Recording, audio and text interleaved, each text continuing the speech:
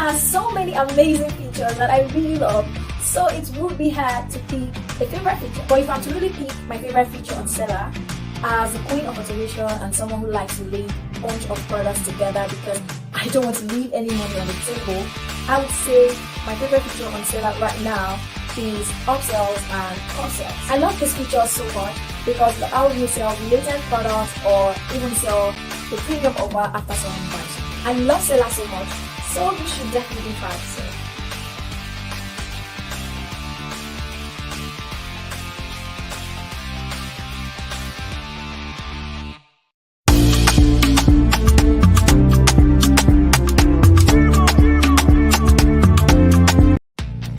My name is Lucky Elahor and I am a digital creator.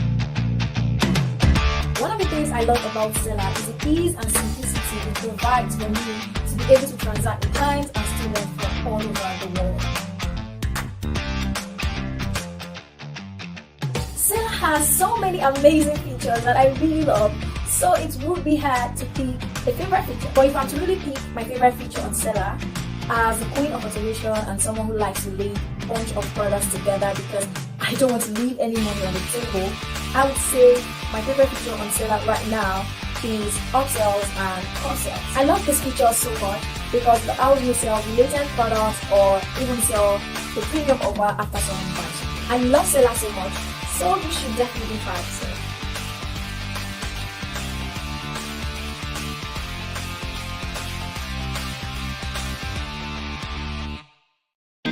Hey there! Do you have courses, ebooks, or any digital products you would like to sell to a global audience? Do you know the platform you use is very important to how much sales you make for your digital products? Seller makes selling digital products easy, and we have all the tools you need. Trusted by over 10,000 creators in Africa.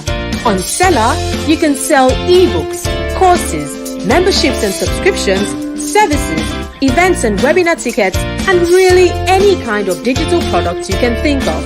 In less than 5 minutes, you can create an online store on Seller and sell your digital products to anyone, anywhere in the world. Go to seller.co, sign up for free, and get started.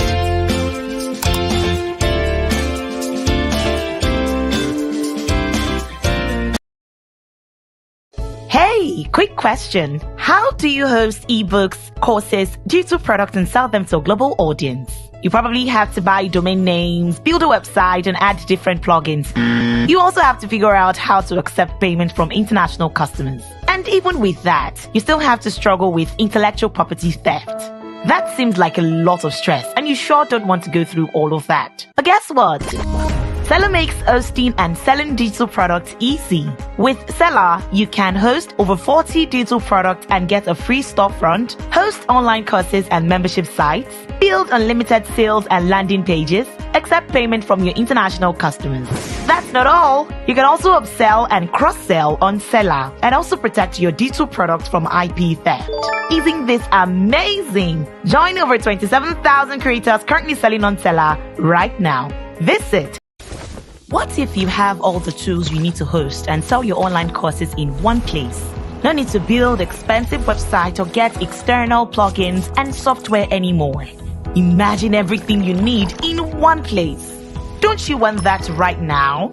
Introducing Seller Pro Plan. Seller Pro Plan. With Seller Pro, you can host up to 15 courses and have unlimited video file storage, build unlimited sales pages that can boost your sales, upsell and cross-sell your digital product to increase revenue, deliver your courses bit by bit with drip courses, sell to your international customers with Stripe and PayPal, get a free storefront to display all your courses to your customers.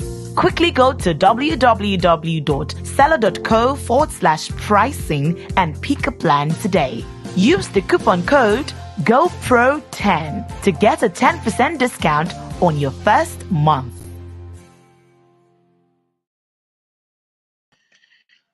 All right.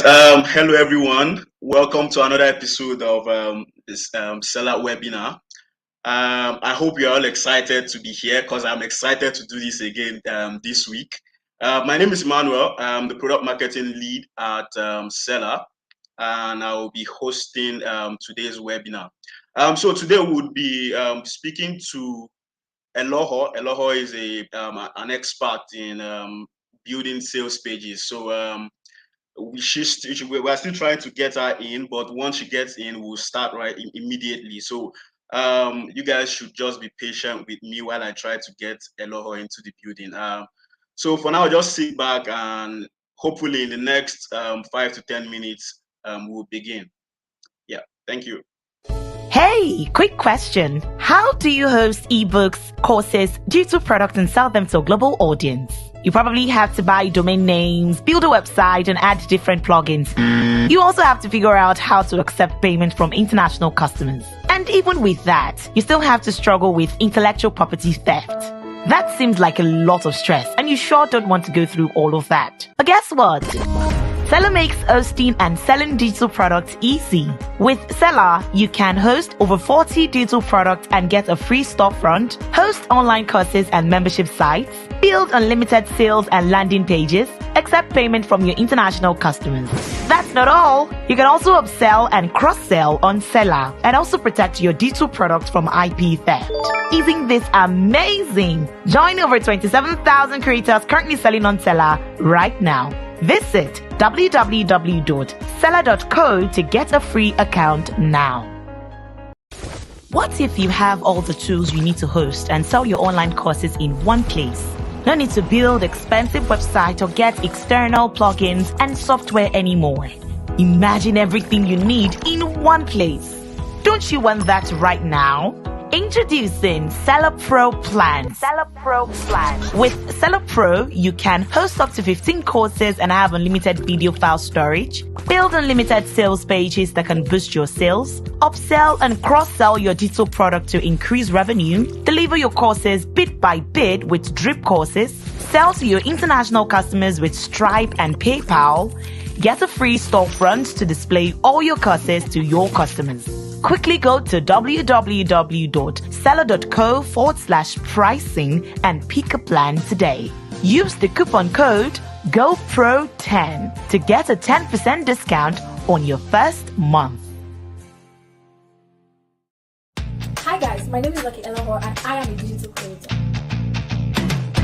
One of the things I love about Seller is the ease and simplicity it provides for me to be able to transact with clients and students from all over the world. Seller has so many amazing features that I really love, so it would be hard to pick a favorite feature. But if I'm to really pick my favorite feature on Seller, as a queen of automation and someone who likes to link a bunch of products together because I don't want to leave any money on the table, I would say my favorite feature on Seller right now is upsells and cross-sells. I love this feature so much because it allows you to sell related products or even sell the premium offer after someone buys. I love Seller so much, so you should definitely try it.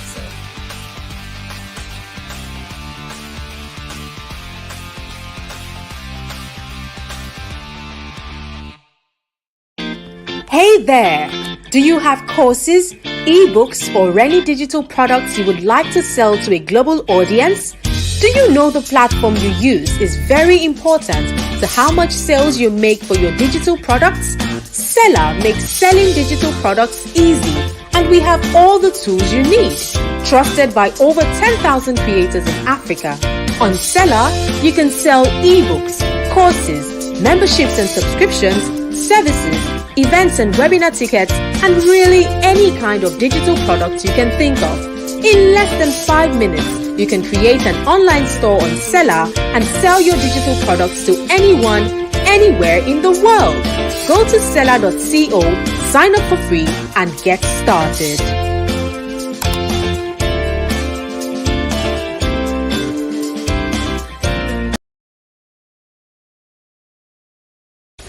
What if you have all the tools you need to host and sell your online courses in one place? No need to build expensive website or get external plugins and software anymore. Imagine everything you need in one place. Don't you want that right now? Introducing Seller Pro Plans. With Seller Pro, you can host up to 15 courses and have unlimited video file storage, build unlimited sales pages that can boost your sales, upsell and cross-sell your digital product to increase revenue, deliver your courses bit by bit with drip courses, sell to your international customers with Stripe and PayPal, get a free storefront to display all your courses to your customers.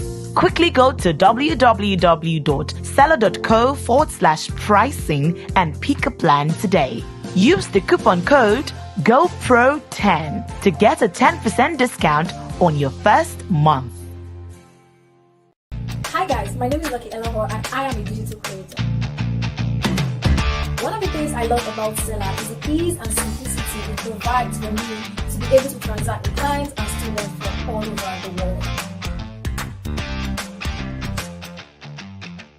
Seller has so many amazing features that I really love, so it would be hard to pick a favorite feature. But if I'm to really pick my favorite feature on Seller, as a queen of automation and someone who likes to lay a bunch of products together because I don't want to leave any money on the table, I would say my favorite feature on Seller right now is upsells and cross-sells. I love this feature so much because the how you sell related products or even sell the premium offer after someone buys. I love Seller so much, so you should definitely try it.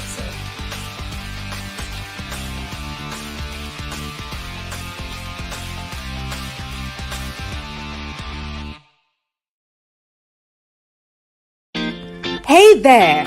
Do you have courses, ebooks, or any digital products you would like to sell to a global audience?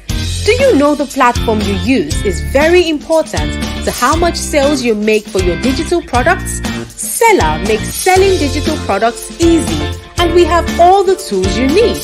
Trusted by over 10,000 creators in Africa. On Seller, you can sell ebooks, courses, memberships and subscriptions, services, events and webinar tickets, and really any kind of digital product you can think of. In less than 5 minutes, you can create an online store on Seller and sell your digital products to anyone, anywhere in the world. Go to seller.co, sign up for free, and get started.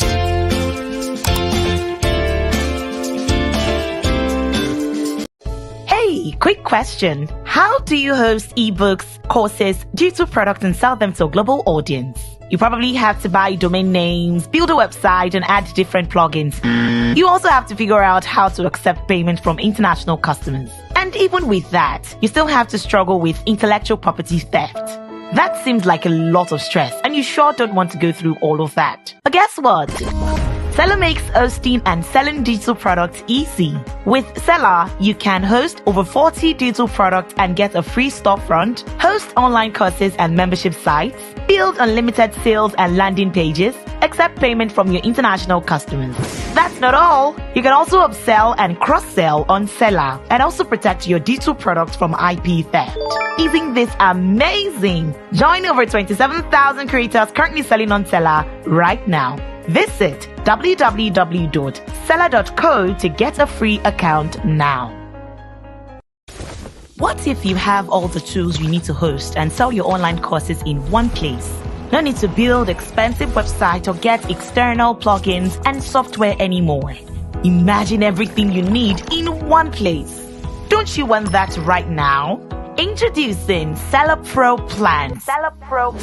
With Seller Pro, you can host up to 15 courses and have unlimited video file storage, build unlimited sales pages that can boost your sales, upsell and cross-sell your digital product to increase revenue, deliver your courses bit by bit with drip courses, sell to your international customers with Stripe and PayPal, get a free storefront to display all your courses to your customers. Quickly go to www.seller.co/pricing and pick a plan today. Use the coupon code GoPro10 to get a 10% discount on your first month. Hi guys, welcome back. So it looks like we finally have Eloho in the building. Eloho, welcome. How are you doing? Hi, I'm fine. How are you? I'm fine. I'm glad we finally have I'm time sorry to do for this being because late, a little late. I Yeah, had yeah, some I can technical understand. Yeah, issues. welcome, welcome, welcome. So I mean, we've wasted a lot of time. So I'll just let you get into it, introduce yourself, and then you can just start teaching. Yeah.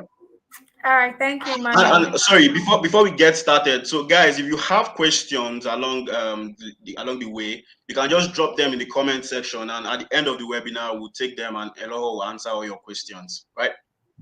All right, Eloho, the floor is yours. Thank you.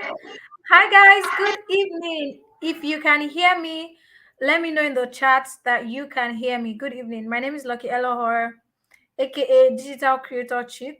And as you can see, I'm a digital creator chick indeed. So basically, I'm a sales funnel specialist and I'm a course creator as well. And I'm also a user of Seller. I use Seller for my courses, for my products, and all of those stuff. So today, we are going to be looking at how you can create. I can hear you, awesome, faithful. Thank you for that, for the feedback. Today, we are going to be looking at how you can create high converting sales pages for your digital products. That can be your ebook, your online courses, or whatever digital product at all. Thank you, Chiere. Thank you for the feedback. So this is how it's going to work. I do like interactive classes. I'm At some point I might be asking you, are you following? Are you getting? And all of those stuff. So I would really appreciate your feedback. However, if you have questions, you can write them down. Just take a pen and a paper or your notepad. As I'm teaching, just write down your questions because I may not be seeing the comments by the time I start sharing my screen. So just write down your question and I will be taking your questions one after the other. By the time we get to the part of questions, right? So right now, I just want to go into the whole thing and start talking about funnels. So once you can see my screen, just let me know. Great, awesome, Toby. Awesome to have you guys here. I'm so excited for this. Um, okay, I can hear you well. Awesome, awesome. If at any point you cannot hear me, please do let me know. Please do let me know so that we can fix that. Okay. Can you guys see my screen? If you can see my screen, let me know that you can see my screen.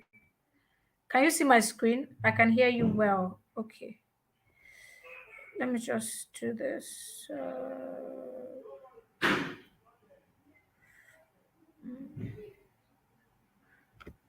Can you guys see my screen? Please let me know.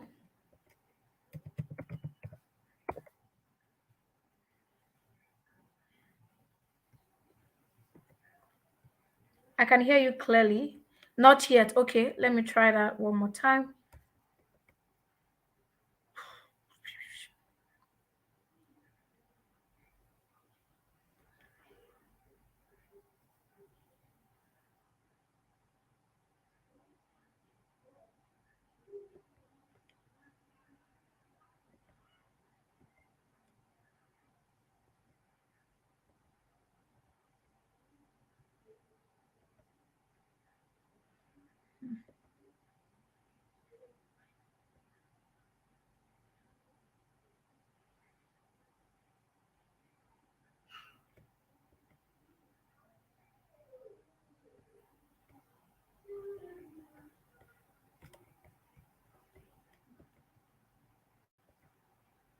Okay, so can you see my screen? Let me know if you can see my screen.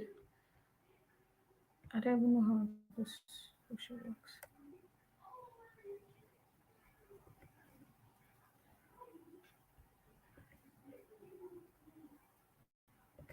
Can you see my screen?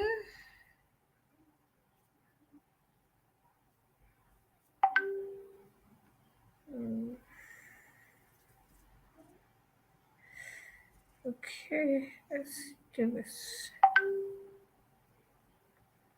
Okay, awesome. Awesome, great. Whew.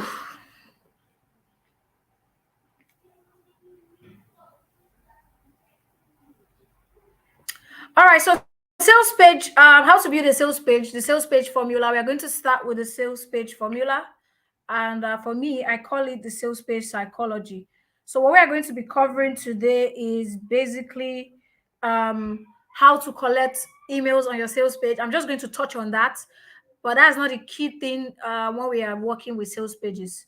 How to add videos to your sales page, how to choose the right colors for your page, how to add your product images to your sales page, how to add and edit text on your sales page, how to collect payments on your sales page, how to add a call to action button, how to add countdown timers, how to add FAQs, and how to create a sales page. Basically, all of these things are just like the things that we see, which is like everything everybody see when they go to your page, but it is not actually the strategy behind it. Before you write any sales page, what actually makes a sales page work is the strategy behind the page. It's the thought process behind the page, not necessarily all of these things. All of these things are cool. You need to know how to do them in order to bring the to create something tangible that people can see, create an experience. But it is the thought process you put into all of these things that makes your sales page high converting. All right. So now, what makes a sales page good? What makes a good sales page or a high converting sales page? The first thing is a good offer, right? You need to have a good offer. You need to have a good sales letter. You also need to have testimonials or social proof. And then the presentation of your sales page also matters. It does it load easily? Is it easily navigate, like can they navigate your sales page easily? Can your students or your prospects, can they actually can they actually see the text? Can they see stuff on your sales page? Is it just user friendly, right? So these are some of the things that you would consider when you are creating your sales page. All right, so let's get into it. So how do you create a good offer? How do you create a good offer when you said, okay, my offer, what is the offer? All of these things. These are all the things you do before you even start building. Building your sales page is the last thing you should do if you want to create a high converting sales page. The offer is the first thing. So here is where you're going to be asking yourself really tough questions like, who is this product? Who is this course, this ebook, this digital product I want to sell? Who is it for? What is their struggles? What results am I trying to help them achieve, right? And then how can I help them achieve this result? Who is it for? What is their struggle? What result am I trying to help them achieve? And how can I help them achieve this result, right? So who is it for is very simple. Before you created that offer, before you created that course or that digital product, whatever product you want to sell, you must have clearly defined your audience. Who are you creating this thing for? Who are you creating this product for? Who are they exactly? Are they most times when I answer this question, who, I like to tie it to their pain points. So I don't just stop at just saying who, like, oh, women or creators or business owners or coaches. I don't just stop at that. Who is this person? If you really want to understand your audience, you need to know who they are based on their pain points and their desires. So I tie this, oh, my course is for creators who are struggling to get visibility online. This course is for creators who are struggling to make sales with their digital products. This course is for food business owners who are struggling to make sales, who are struggling to attract their ideal audience, or this book or this template. Oh, this template is to help coaches save more time so they don't have to go through all of those time they need to start creating carousels or creating XYZ for their business. Now, when you have this, it is very important because it is going to go a long way in your communication. Because one thing that helps your sales page to work, one thing that help you come up with good sales later is that communication of what you're going to be offering, right? Also, a good offer has what is in it for me. So fine, you've defined who it is for, right? The next thing is what is in it for that person, because now you're not the only person who claims to can help them solve this problem. So what's in it for me for this your offer that you're trying to create, right? Am I going to, is it going to help me change my life? Is it going to help me make money? Is it going to help me, is it going to take me away from pain? Is it going to take me towards pleasure? How exactly? If it's going to help me make money, how? So, for example, if I'm teaching creators how they can make more sales, that means my course is helping them make more money. So, how is my course helping them make more money? Is by teaching them how to utilize Instagram, how to utilize Instagram, how to communicate their messaging, how to attract their ideal audience so that they can easily swipe their card. You see how I have stated all of this? So the way I do my thing is, I used to create a Google Doc. I just open a Google Doc, and when I'm doing this brainstorming, if you cannot use Google Doc, just take a pen and paper, do this brainstorming section. Sometimes it may take an hour, 2 hours, while you're doing all of this thinking. So who is this offer for? Tie the who to their struggles and pain points and desires, right? So who is it for based on their struggle? It is for creators who are struggling to XYZ and who desire to XYZ, right? Tie the who to their pain points and desires. Then the next thing is, what is in it for them? What will they get, right? I'm going to help you make more money. How? How are you going to help them make money? What are the step-by-step processes? What are the different things you want to show them when you want to help them make money? Right? Now, how can this affect their life? How can this improve their well-being? How can this be of use to them emotionally? Let's take away the logic now. So the how is in two places. The how as in the logic, what are the step-by-step processes I want to learn? Then as in the emotional part of the how is this going to change my business? How is this going to change my life? These are things you need to think about, because if you are creating a product, you want to write a sales page that people will go to. Your sales page is your salesman, that cannot speak for itself, that cannot speak like verbal speaking, but it speaks through the words that you have in it. So aside that, anybody can just go and design something and put a bunch of things together, right? That is not what makes a sales page. So your good offer, if you are able to come up with a good offer, you will be able to come up with a good sales letter, right? And then when you come up with this good sales letter, you can now even spice things up with your testimonials and your presentation, right? So I just want to check, are you guys following me? Can you guys see my screen? Are you guys following? Are you guys following? Can you see my screen? Yes. Okay, somebody said yes. Okay.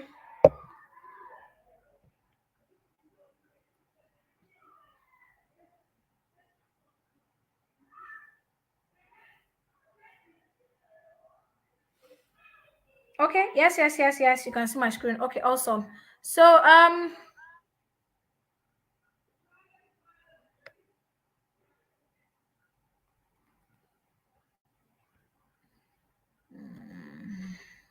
so that's what make a good sales page. Okay.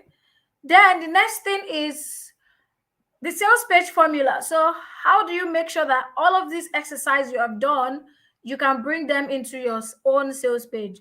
The first thing I used to always tell people is know the rules before you break the rules. So I have been building sales pages I think for like 2 years or 1 year plus, and I've built more than 100 sales pages with different softwares, with different platforms. And I know these rules. I have certifications, I've taken courses, I've done a bunch of things. And aside the fact that I have certification or anything, anybody can build a sales page, but you just need to first of all understand the rules. Can you guys hear me? Can you hear me? If you can hear me, say I can hear you. Say I can hear you. Let me know that you can hear me. Some people say they can't hear me, so I don't know. Just say I can hear you. Someone says yes, but what's yes, but? Okay.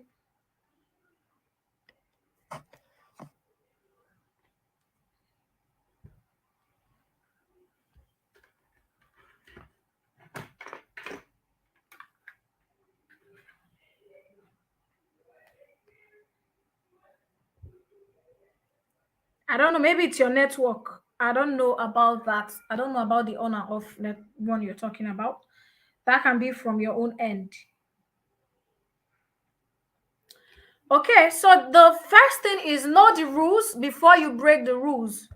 So we've talked about having a good offer before you write your sales letter, because the next thing is how do you write a good sales letter? Writing a good sales letter is by knowing the rules before you break the rules. So make sure you're following. Have a good offer first. I've explained how to have a good offer. The next thing is have a good sales letter. Know the rules before you break the rules. So how the next thing is, after you know the rules, the next thing is to hack other successful pages. Hack other successful pages and then follow the rules by following the sales page elements, the key things that must be on your sales page first. Then over time, you can start tweaking things and start moving things around and start removing things that you want to remove based on testing and all of that. I have a bunch of sales pages where some of the sales pages are different from the others. This one has some things, this one does not have some things. That's because I know the rules. Now I can break them because I know the things that works for me now. Now I can remove anything I want to remove. I know this one does not work. Oh, let me kick this one out. Or oh, this one work. Let me leave this one. Or oh, let me try something else. So you want to first of all know the rules in order to break the rules. Okay, so what are the rules? The rules here is your sales page has just one goal. Yes. I see people who build sales pages. On the sales page, they will have a button that is selling the course or the digital product. On that same sales page, they will have a form that is saying, fill this form to join my list. Or they'll have a form that is saying, oh, do this form to do this one. You are confusing your audience. By the time you have more than one action point on your sales page has one goal: to sell. If you want to build your email list, then you do not need a sales page. What you need is a registration or opt-in page where you can just put a form and build your list. But if your goal is to build a sales page that you need to sell, then your page needs one goal. Every button you have on your page should lead to that one product, should lead to that one thing that you're selling on that page. Because don't have any other thing, don't have anything like home, about us, um contact us. You don't need it on your sales page. You can have all of those things on your website. Website can have home, about us, courses, trainings. Yes, that can have it, because I can land on your website and I might just wander everywhere, just go everywhere, and I'll leave. But if it's a sales page sells specifically just one thing, right? So you don't want to have, oh, I have email list, just course, go and buy that course. That is not a sales page. That is practically either a website or a link in bio, or a show page, a showcase page, right? So if you want to build a sales page, you should have one goal, which is to actually sell that one product. So if you have 20 products, you need to build 20 sales pages for your 20 products. Then the next thing is to keep it simple. Again, you see it here, you have to have a good offer. What is in it for me? Who is this offer for? How can this offer change my life, right? How is this thing going to be of benefit to me? Then you need to be cautious of your color. There's something we call color blocking. Make sure that it is readable. Don't put black and then put black on top black, or put don't put a light color on top a light color, or a dark color on top a dark color. If I get there, I will just be tired. I won't even have the patience to want to go through your sales page in the first place to come and be reading it. I'm going to have eye issues. Like for me, I have eye problems. Not really eye problem like eye problem, but my eyes are always easily distracted. If I just get on a page and the color is just somehow, if it's too either too harsh on my face or too dim, I would just leave the page. No matter what you have to sell to me, I am not interested. I am not interested. Yes. Right. So those are the rules. And aside that being the rules, the next thing is how to hack a good sales page is to actually know who are your competitors, what brands and businesses do you look up to, what brands in other niches do you look up to, and what are they up to. Now, this will help you. You see their own sales page. How do they set up their own sales page? What is the format that they follow? Can I get inspiration from this? Because if you've never built a sales page before, right, If you've not built a sales page before, or maybe you are new to this game, you will need to get inspiration from other people. If you have any graphic designer in the building, or we have people who do designs, you will tell me that they'll tell you that when you learn design, the fastest way to know how to design or video editing is to replicate other designs that have been made. So replicate this logo, replicate this design. Yes, so if you are learning, try to hack, try to model your funnel or your sales page um to other people's pages. Now, a lot of people make mistakes when they say model, they go ahead to do copy and paste. They copy exactly what they see and try to create that as their own. That is very wrong. You need to look at someone's sales page and use that to model after yours. Oh, this person put this thing, put this thing. Okay, how can I do it in my own way? So I can put an image here and put a picture here, right? But first of all, before you even do all of these things, right, you need to have a good sales letter. You need to have a good sales letter. And what can help your sales letter make sense? I'm going to show you how to write the sales letter so that it's going to make sense. What can help your sales letter make sense is understanding your target market, answer their objections and pain points, take away every risk, offer bonuses and special offers, introduce the fear of missing out, what is in it for them, which is a benefit and transformation, then make a promise. Your sales page should make a promise. So this promise can be logical promise and the emotional promise, right? What are the features? What are the logical reasons why they should buy? So even if you tell me that this your course is going to help me make money, if you are watching on YouTube, please change the resolution. That's why your screen is not clear. Change the resolution. So if you are um telling me, okay, I'm going to teach you. Let me use an example. So I want to teach you how to create a sales page, and all I just tell you is, okay, I'm going to teach you how to create a sales page. I'm going to teach you how to set up the payment method. I'm going to teach you how to find colors. I'm going to teach you how to write a copy. I'm going to teach you how to link your sales page to your product. I'm going to teach you this. All of those things are the features. Now you might not be asking, hey, Mr. White, you can teach me that, right? So what is the transformation this is going to bring to my business? Why should I listen to you? Why should it be you? How can you help me bring this transformation? Right? This is where your testimonial, your social proof, and this is where the benefit comes in and say, okay, so for me, I'm going to teach you all of these things, but this is what I am also going to put in for you. I'm going to help you understand the psychology of explaining to your audience, the psychology of communicating to your audience. Because aside all of these features, all of this I'm going to be teaching you, it is that psychology, it is that strategy behind this thing that is going to help you make more sales. That is going to help you know how to create a sales page that will help you make more sales. So if you're a graphic designer, for example, if you're saying, okay, I'm going to teach you how to make graphic design, I'm going to teach you how to use Canva, I'm going to teach you how to use I'm going to teach you how to use I'm going to teach you how to use what's this platform, what's this software? CorelDRAW. I'm going to teach you how to use Premiere Pro. Whatever thing you want to use, teach them all the things. I'll teach you how to do this design, teach you how to do off design. I'll teach you how to do texture. Those are the features. Anybody can teach them. I can watch all this bunch of things on YouTube. So why should I listen to you? Why should I care? Right? So now imagine you're now selling to them. Okay, imagine you learn this graphic design. I'm now also going to be teaching you how you can make money from it, how you can get clients, how you can find clients, how you can close deals, right? You need to make your offer really good. What can make your offer stand out? So aside all of the features you've listed out all of these features. What makes you stand out from the competition? So I use there's this example I always used to use. I learned it from my mentor, Russell Brunson. I used to use my phone to make this explanation. All right, so this is my phone, right? Can you guys hear me? So this is my phone. I'll just quickly run through this so we can start building the sales page. So this is my phone. If I say, oh, come and buy this phone. Let's say I bought this phone originally at 250K, for example.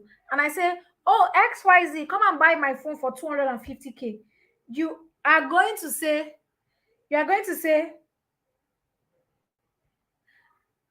You are going to say, why should I buy this phone for 250K from you? A phone that you've already used. I can just go to the producer or go and buy from the shop with packets and warranty and everything, and I'll still buy it for that amount. Even if I buy more, I'll be sure that this phone has warranty. Why should I buy it from you? Right? You'll be like, I beg, that one 250K is too much, just sell it 100K. But if I come, your words are so tiny. I don't know where you're watching from. If you're watching from YouTube, you want to like um watch on the landscape mode. Watch on landscape and then you can zoom in. Right? So if I now said, okay, I'm selling this phone, all right, but aside just selling this phone that you can get anywhere else, I'm also selling access to all of my documents inside this phone.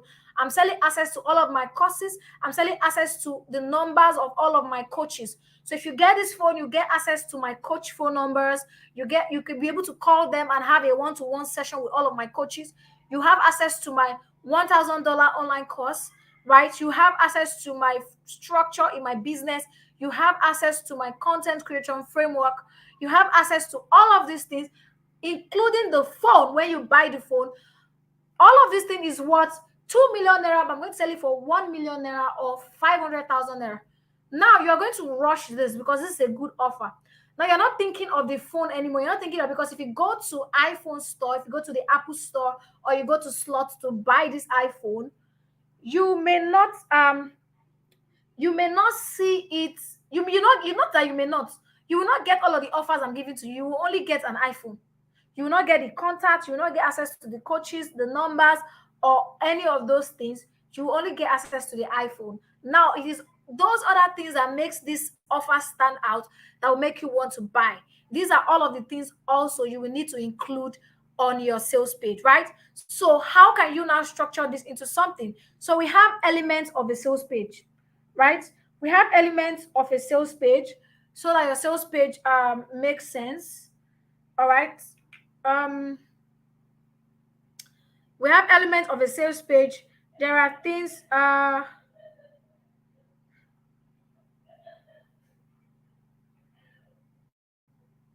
There are things that needs to be on your sales page to follow this structure, right? There are things that needs to be on your sales page to follow this structure. So one moment.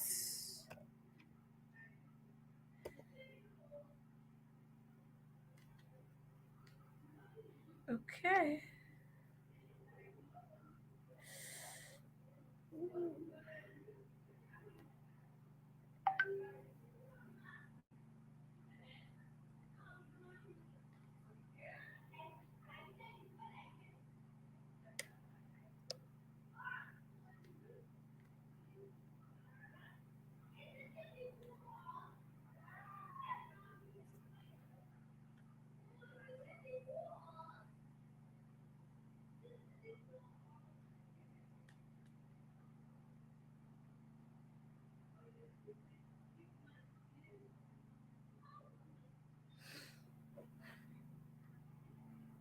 Okay. I don't know if you guys can see this. I don't know if you guys can see this.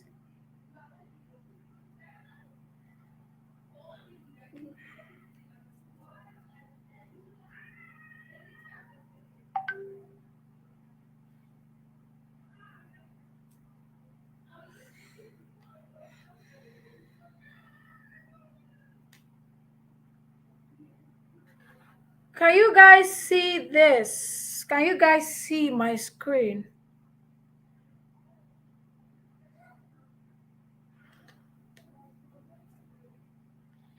Okay.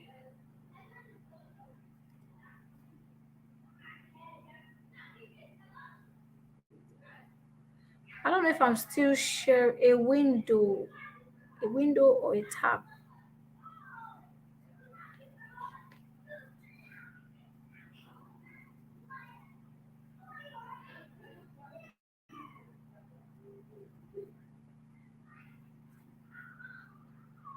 Can you guys see me? Can you guys see my screen?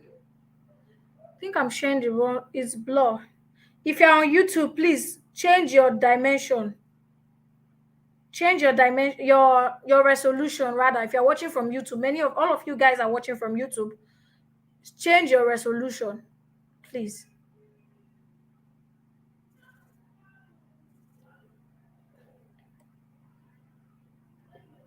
Can you see the Google Doc? Can you see the documents? The Google Doc? Can you guys see that?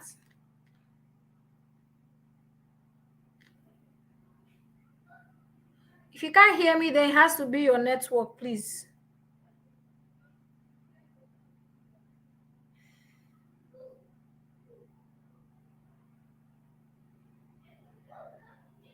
Yes, it's clear here. Okay, awesome, awesome. So please check your resolution.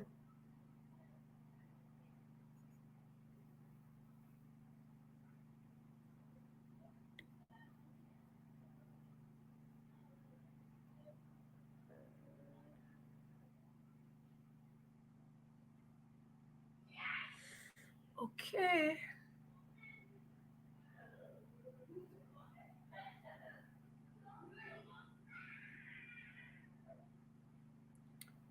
Okay, it's worse now. Worse. Please change your resolution, please. Change your resolution to like 320 or 480 if you are using YouTube. Yeah. I've stopped sharing my screen. Change your resolution if you can't see me.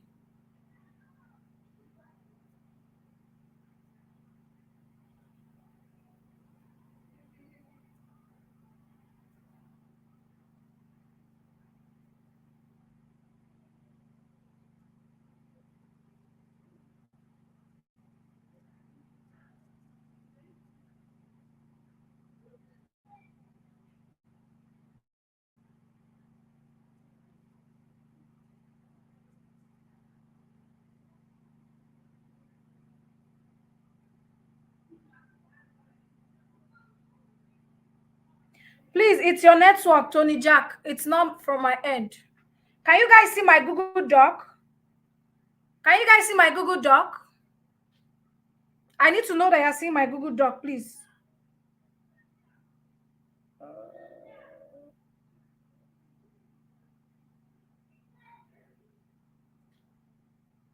Can you guys see my Google Doc?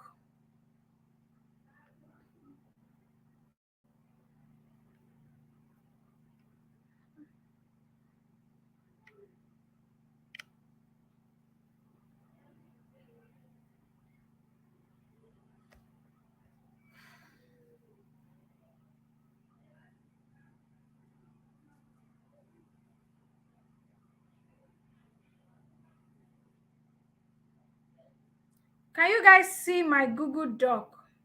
Yes. Okay, awesome. I can see you clearly. It's your okay.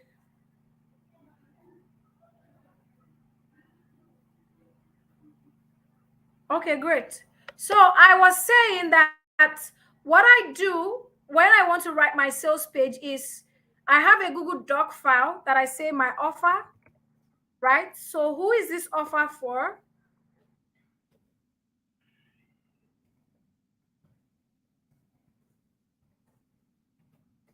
Who is this offer for?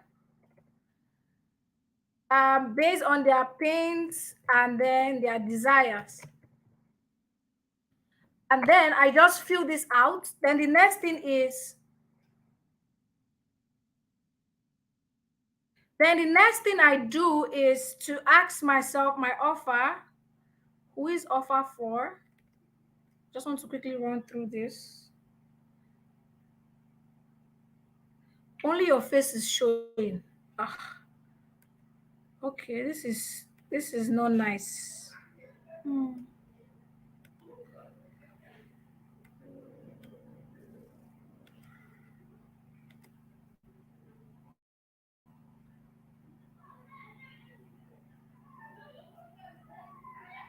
Who is this offer for? What are their desires? And then the next thing I'm going to ask myself is, what are the features? That's what does it contain? If it's an online course, how many modules? What are you going to be teaching in each of the modules, right? What are the features? Then what's in it for them?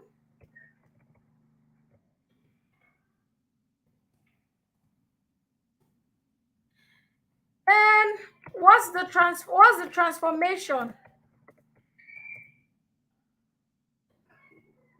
So more like, what's the transformation? Where are they now before your course? By the time they buy your course, what is going to change? Right? What is going to change by the time they buy your course? What is going to change by the time they buy your course, right? So what is the transformation that your course is going to be offering? All right. And then let me zoom this.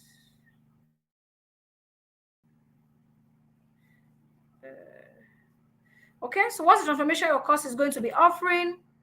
And the next thing is, what is this was in it for them is basically, okay, so this was in it for them is basically the benefits. All right, basically the benefit for them, right? What's the transformation? What makes your offer different?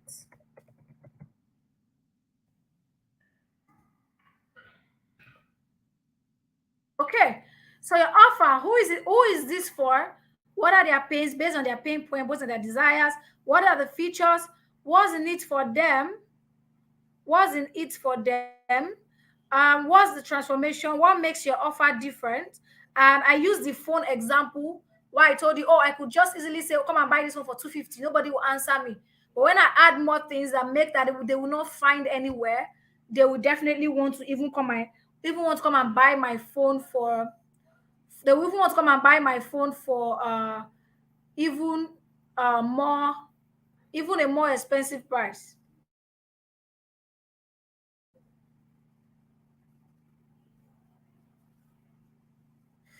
Right? So now you have this.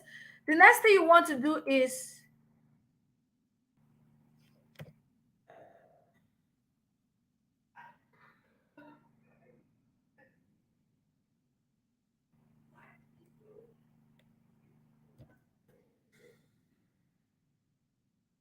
okay, so who is this offer for? The pains, the desire, what are the feature, what's the need for them, which is the benefit, what's the transformation, what makes your offer different?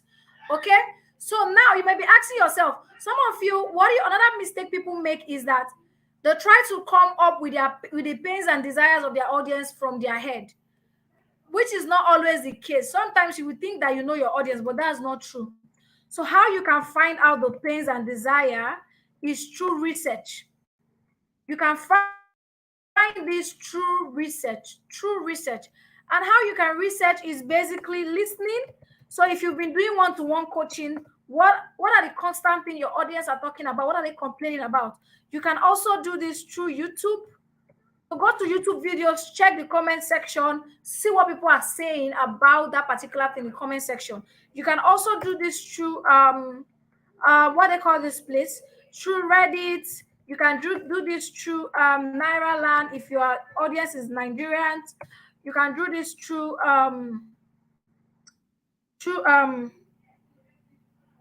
you can do this through Naira Land. You can do this through Amazon reviews.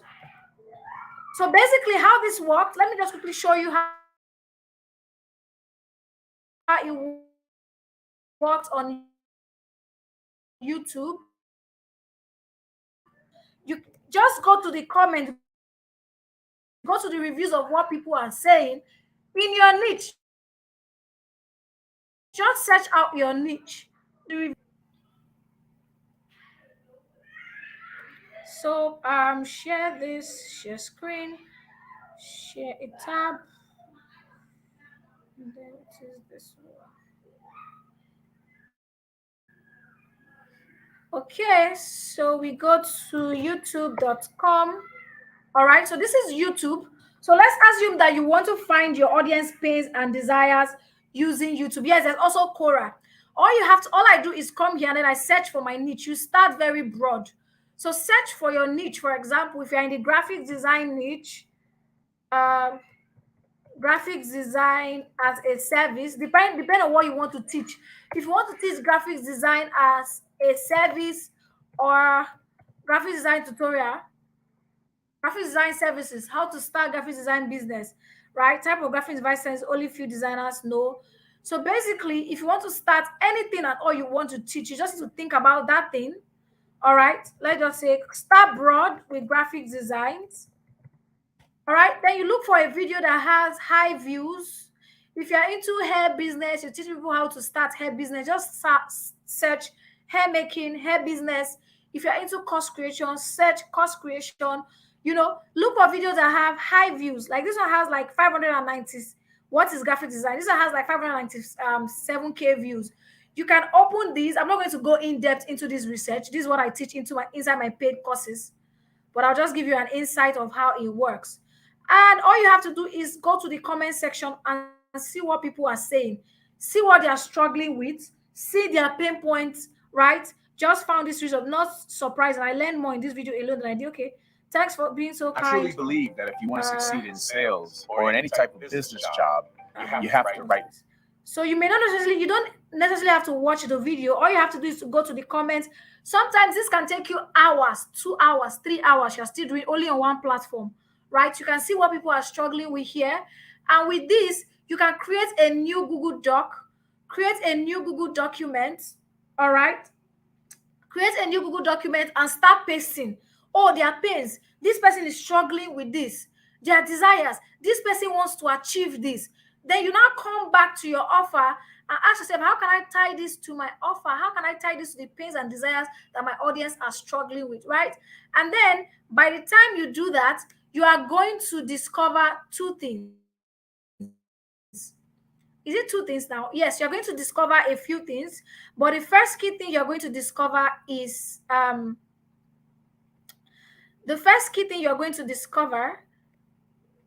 so yeah, by the time you do that, you're going to discover something. You're going to discover the first thing you're going to discover by the time you do those research, you need to create a new Google Doc for your research, right? What you're going to discover is that your audience awareness level. There's something I call audience awareness level. Audience awareness level, right? So this audience awareness level is that, does your audience know about the problem? So if your audience keep complaining, saying, oh, how do I do this? How do I do this? How do I do this? That means they have a problem that they know about the problem, but they don't know the solution. That means your audience is problem aware, but they are not solution aware, right? But if the question they keep asking is, oh, I've tried this before, I've taken a lot of courses, but it's not working, that means they are problem aware, they are solution aware, but what they actually need is somebody that would actually show them that they can actually get results. So they know that this solution is available, they know that the solution is possible. So they need somebody to actually make them see that this thing will actually work for them. So basically, what you need more on your sales page will be social proof. If your audience is solution aware, but their fear is that, oh, they're not getting results, it's social proof that this can actually work for them. That means your headline can start with, oh, how XYZ person was able to generate XYZ or was able to do XYZ thing by just following this blueprint. That can be what your headline will start with. If your audience are solution aware or problem aware, but they are scared that this thing will not work with them, you start your opening headline with the testimonials of your audience, right? You start with the testimonials of your audience or your students or your clients or whatever person testimonial that you have gotten result for. You start with their own testimonials. That is where the opening headline come in. Okay, so your opening headline should portray the awareness level of your audience. So if your audience awareness level is problem aware, they know of the problem, but they don't know of the solution, then your opening headline should start with something like your opening headline should start with the solution, right?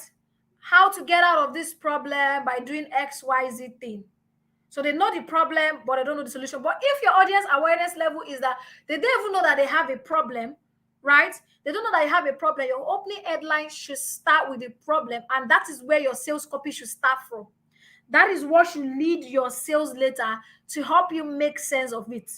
So if you want to write your sales letter, this is the format to follow. Remember I said the first thing when you're writing your sales copy for the first time is to follow the format. Follow the format that's already working. Then over time, you can tweak it and tweak if you want, right? So follow the format that's already working. The first thing that needs to be on your sales page is the opening headline. In order to start the opening headline, you should start with the awareness level of your audience. Are they problem aware, solution aware, or they don't even know about anything that they have this problem at all, right? For example, many people who don't know that they have a problem can even be, it always most times has to do with the health niches, or maybe niches that help people find pleasure, maybe health relationship niches. But most times, this information marketing, many people know that they have this problem, but they just need the solution, or they have the solution, but they need somebody that can help them show that they can actually get this result. So that's what your opening headline is going to be about. Then the next thing is the sub headline. Your sub headline is basically going to call out your audience pain points. Now it's going to call out your audience. So if your opening headline is how X, Y, and Z, or I how Mr. A was able to generate XYZ amount of money by following these blueprints, right? The sub headline should complement the headline and say, oh, and I'm going to be showing you how you can use it as well to be able to sell your digital product or to move your small business. This is where you call them out. It can be creators, it can be coaches, it can be digital products, or anything at all. You are using your sub headline to complement your headline and to call out your audience. Then the next thing is to paint the problem. Painting the problem basically is where you now come in to share what's in it for them. So what's in it for your audience? What is in it? Painting the problem based on what is their pain point? What are they struggling with? Right? What are they struggling with? That's why you paint the problem, right? Are you struggling with X, Y, and Z? Right? I actually have a template. I'm not going to share this template with you guys. I use this template for my students, but I am going to open the template and use it to explain to you people, but I will not share it with you. You cannot have access to it.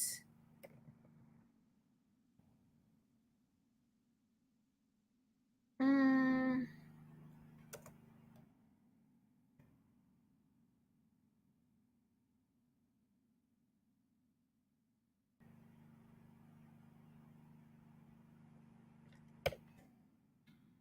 okay, I'm trying to find that template and see if I can find it, and I'm going to show to you guys, but I'm not going to share it with you guys. Yep.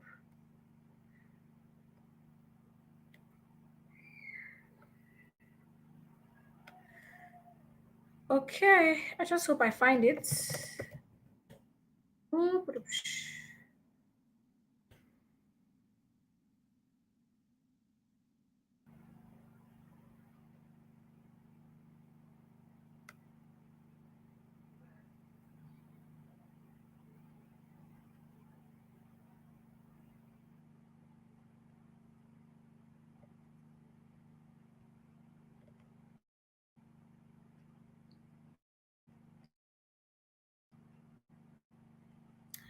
All right, so open the your opening headline and your sub headline. So I'm going to open the Google Doc now and share it with you guys so that you can see what I'm talking about. So that you can see what I'm talking about. Okay.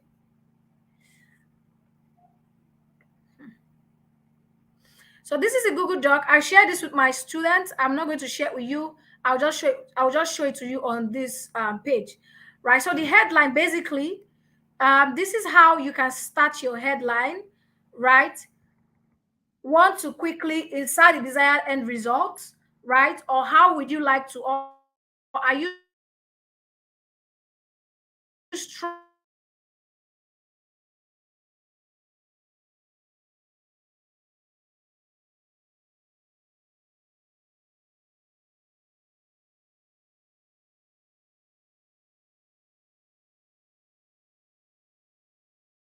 struggling to insert in specific, just call them level, really come up with your sales page content. Okay, understanding your audience awareness level will help you really come up with your sales page content. and that will make sense for you. Then the subheadline basically is just complementing the headline. The next thing, you are painting the problem. Are you struggling from this thing? And because of this, you've done this, you've lose this, but you desire to actually get this kind of thing. And when people get on your sales page, you'll be like, this lady is reading my mind. This lady is just speaking my mind. That's how to paint the problem. Then the next thing is you create a picture of the future. So you paint the problem, you list all the things they are struggling with, and then you create a picture which is what they desire to get and what your transformation that your offer is bringing. Then the next element is to introduce your offer, introducing to you or bringing to you this offer, the name of your course with a flyer or anything you want to use to show your course. Then what makes your offer different? Remember, you've done this exercise before. What are the other cool things that you can add that makes this offer different, that can make you stand out with your offer? This is where you just list all of them. What are the benefits and the results? You've done this exercise before, just list your benefits. You can use it in a sentence, you can use it by just listing them, or you can use them in form of a storytelling. It all depends on your style. What are the features? Now, the features is now, if it's a course, what are the modules that I'm going to learn? What are all the things inside the module? If it's a template, what are all the things that are inside the template, right? That's what the feature is all about. The investment, you need to be able to state the price on your sales page. Your sales page must have the price of your offer.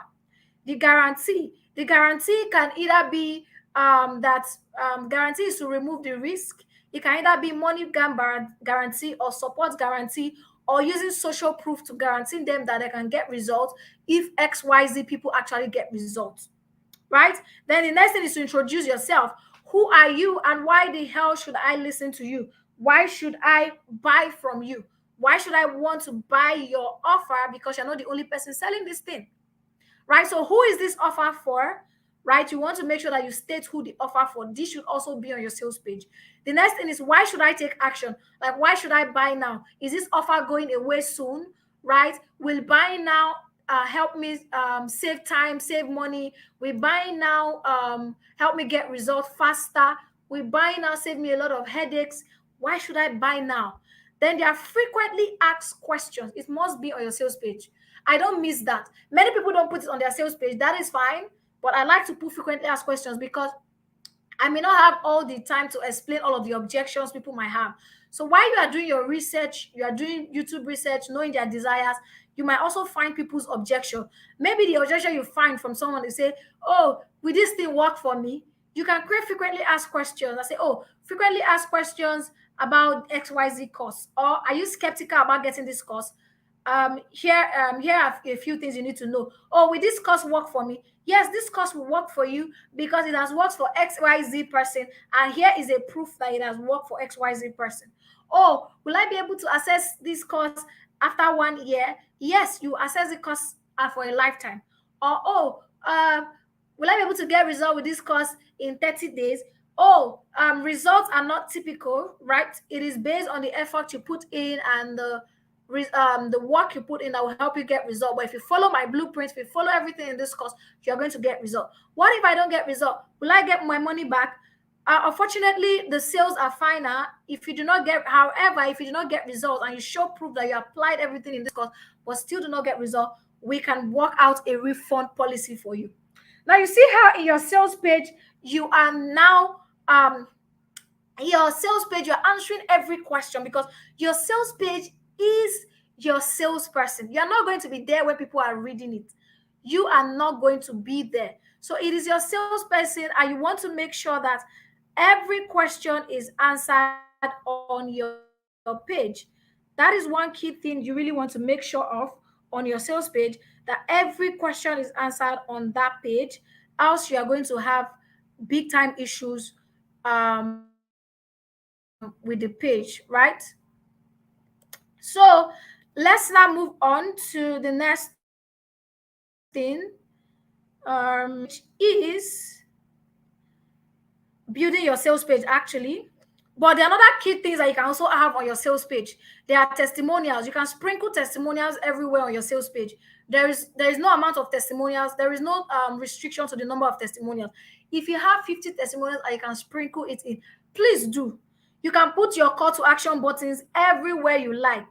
There's also countdown timer. If your offer has an expiration date, you can put a countdown timer as well to let people know that your offer has an expiration date.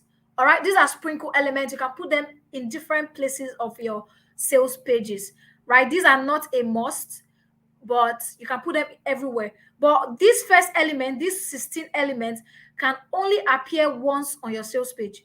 You cannot have the guarantee in two places, or introduce yourself in two places, or FAQ in two places. No, all these ones here can only appear once on your sales page.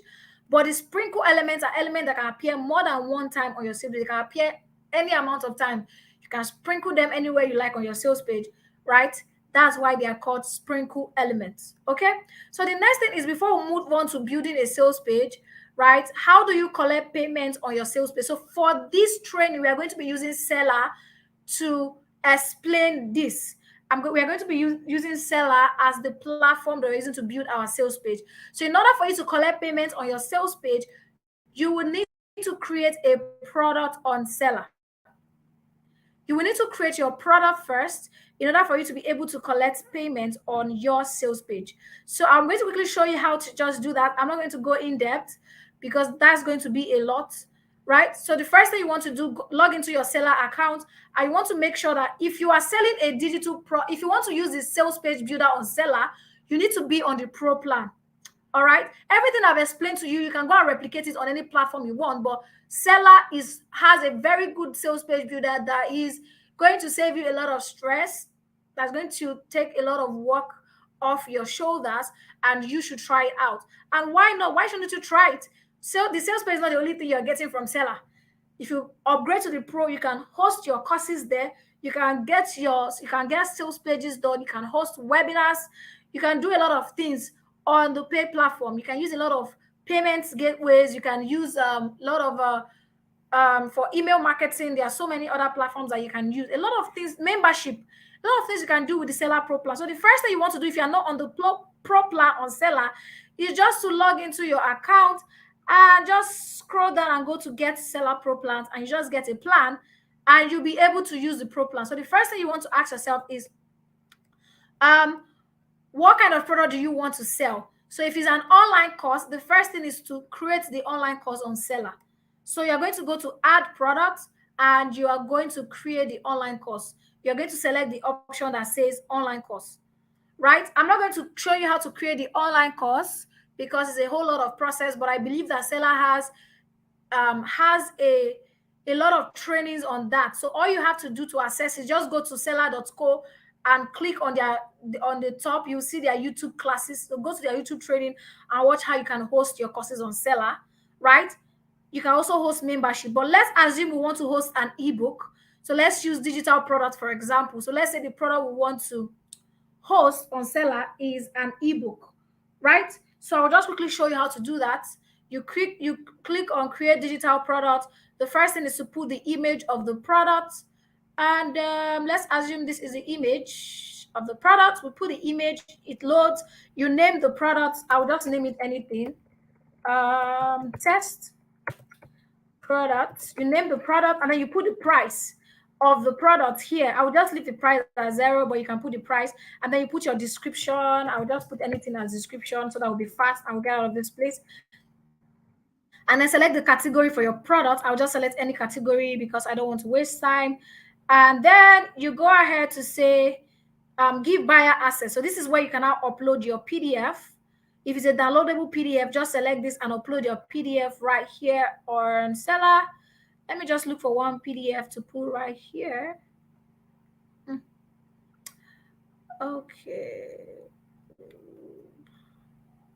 Okay, so let me just put this PDF. So let's say this is a PDF we want to give people, then we can go ahead and create the product. So now we've created the product. We now have a payment link that we can use to sell the course, that we can use to create our sales page, because that's the first thing you need to do. Create your payment link. All right, are you guys following me? Is this class making sense? Now we've created the product. You can now get your product link. There's one cool thing I want to, okay, let me not go into that. So just click on this link and it will take you to the product link. So this is what we need. First step thing that we need to sell our product on Seller, right? So once you click on this link, this is a link that we need to create our sales page. Okay, so now let's go to the next thing, which is let's now go to the next thing. We'll set up the payment method. The next thing is now building our page. Remember, before you start building, please make sure you've had your sales copy written out on a Google Doc, so that you are not building and doing sales copy at the same time. Okay, make sure you already have your sales copy on a Google Doc before you start building your sales page. Okay, so that you're not building and thinking of what to write. You have done your research, you've done everything. So you have your payment page ready. Now the next thing is, how do you choose the right colors for your page? So remember I said, when you want to build a sales page, if you don't have colors, the first thing is just using your brand colors. Okay, there are cool ways to find colors for your page. You can use coolers to find colors for your brand colors or your sales page, or you can use a color picker. So for example, let's say you see this page that is really cool, you like the page, all right, and then you want to pick colors from that page. Okay, let's say you want to pick colors from that page, you can use a color picker to pick colors. So let's say we have this page here and you like the color this person used on their page. Okay, so you like this dark blue, you can use a color picker.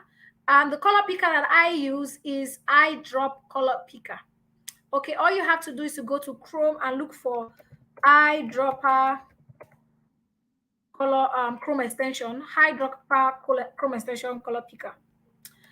I think this is it. I think so. So once you have it, you just yeah, I think this is it. Okay, so this is it. So I'll remove it from my extension and put it back. So when you click on it, eyedropper color picker, it will bring you here. You can take note of the name, right? So let me remove it from my Chrome and show you how to put it back. So when you click on it, to bring you here, you click add to Chrome. Okay, I'm sharing the wrong slide.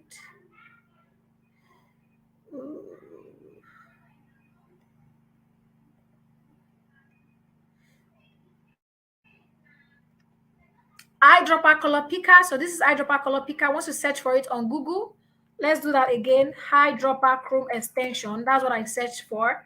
And then it brings it out. So you go for the first one. Excuse me. Eyedropper Chrome extension. It brings you here. You allow that to load and you click on add to Chrome. You click on add extension and it is going to download the extension to your laptop. Once it downloads at the bottom left here, all you have to do is to click on it. So it has downloaded, it has come here. So it's now here. So come here to this icon that says extension at the top right. Look for it. So this is it, eyedropper, and I want to pin it to my page. So now it's pinned to my browser. So if I want to pick a color on any page, all I have to do is to go to that page. All I have to do is to go to that page, all right, where I want to pick a color from. So let's say I want to pick a color from this page. Let's say I like this color and I just want to pick this button color. I come here and click on my eyedropper, pick a color from a web page. I put it here, right? I put a cursor on it, I click it, and the color will automatically come to my eyedropper, and I can use this color anywhere on my sales page or on my design. So that's how to pick colors from anywhere, any colors you like, right? So basically, that's how that works. All right. So let's move on to the next thing, which is to... Okay, this is it. Okay.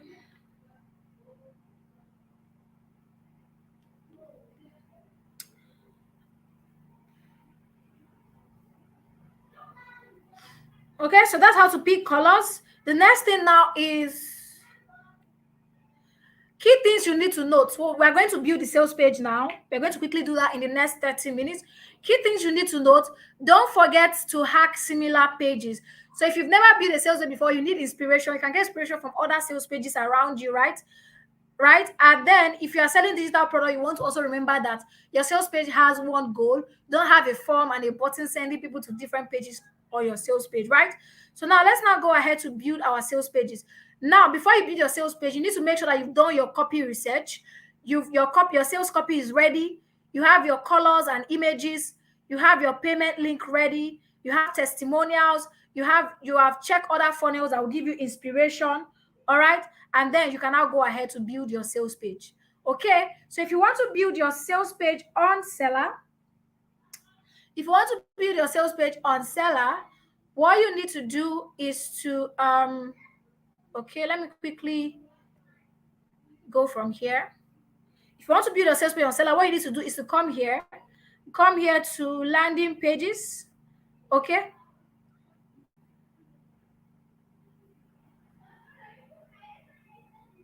I can see the screen because I'm actually in this session also with my phone. Can you guys see my screen?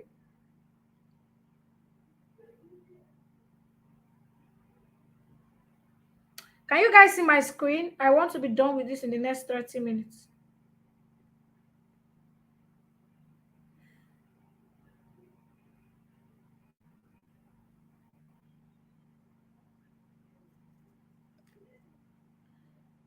Can you guys see my screen? Please let me know. I can see the screen on my other phone. I don't know where you guys are watching from.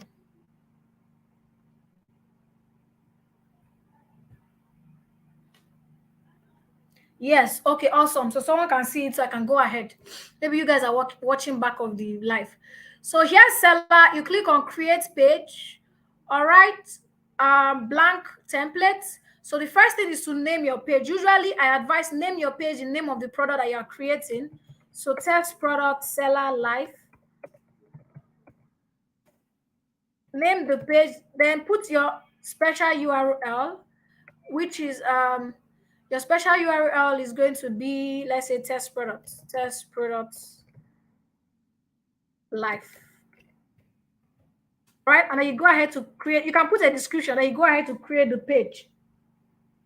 All right, then you go ahead to create the page, and once you do that, it's going to load and bring you into the builder. Awesome. So now we're in the Seller builder.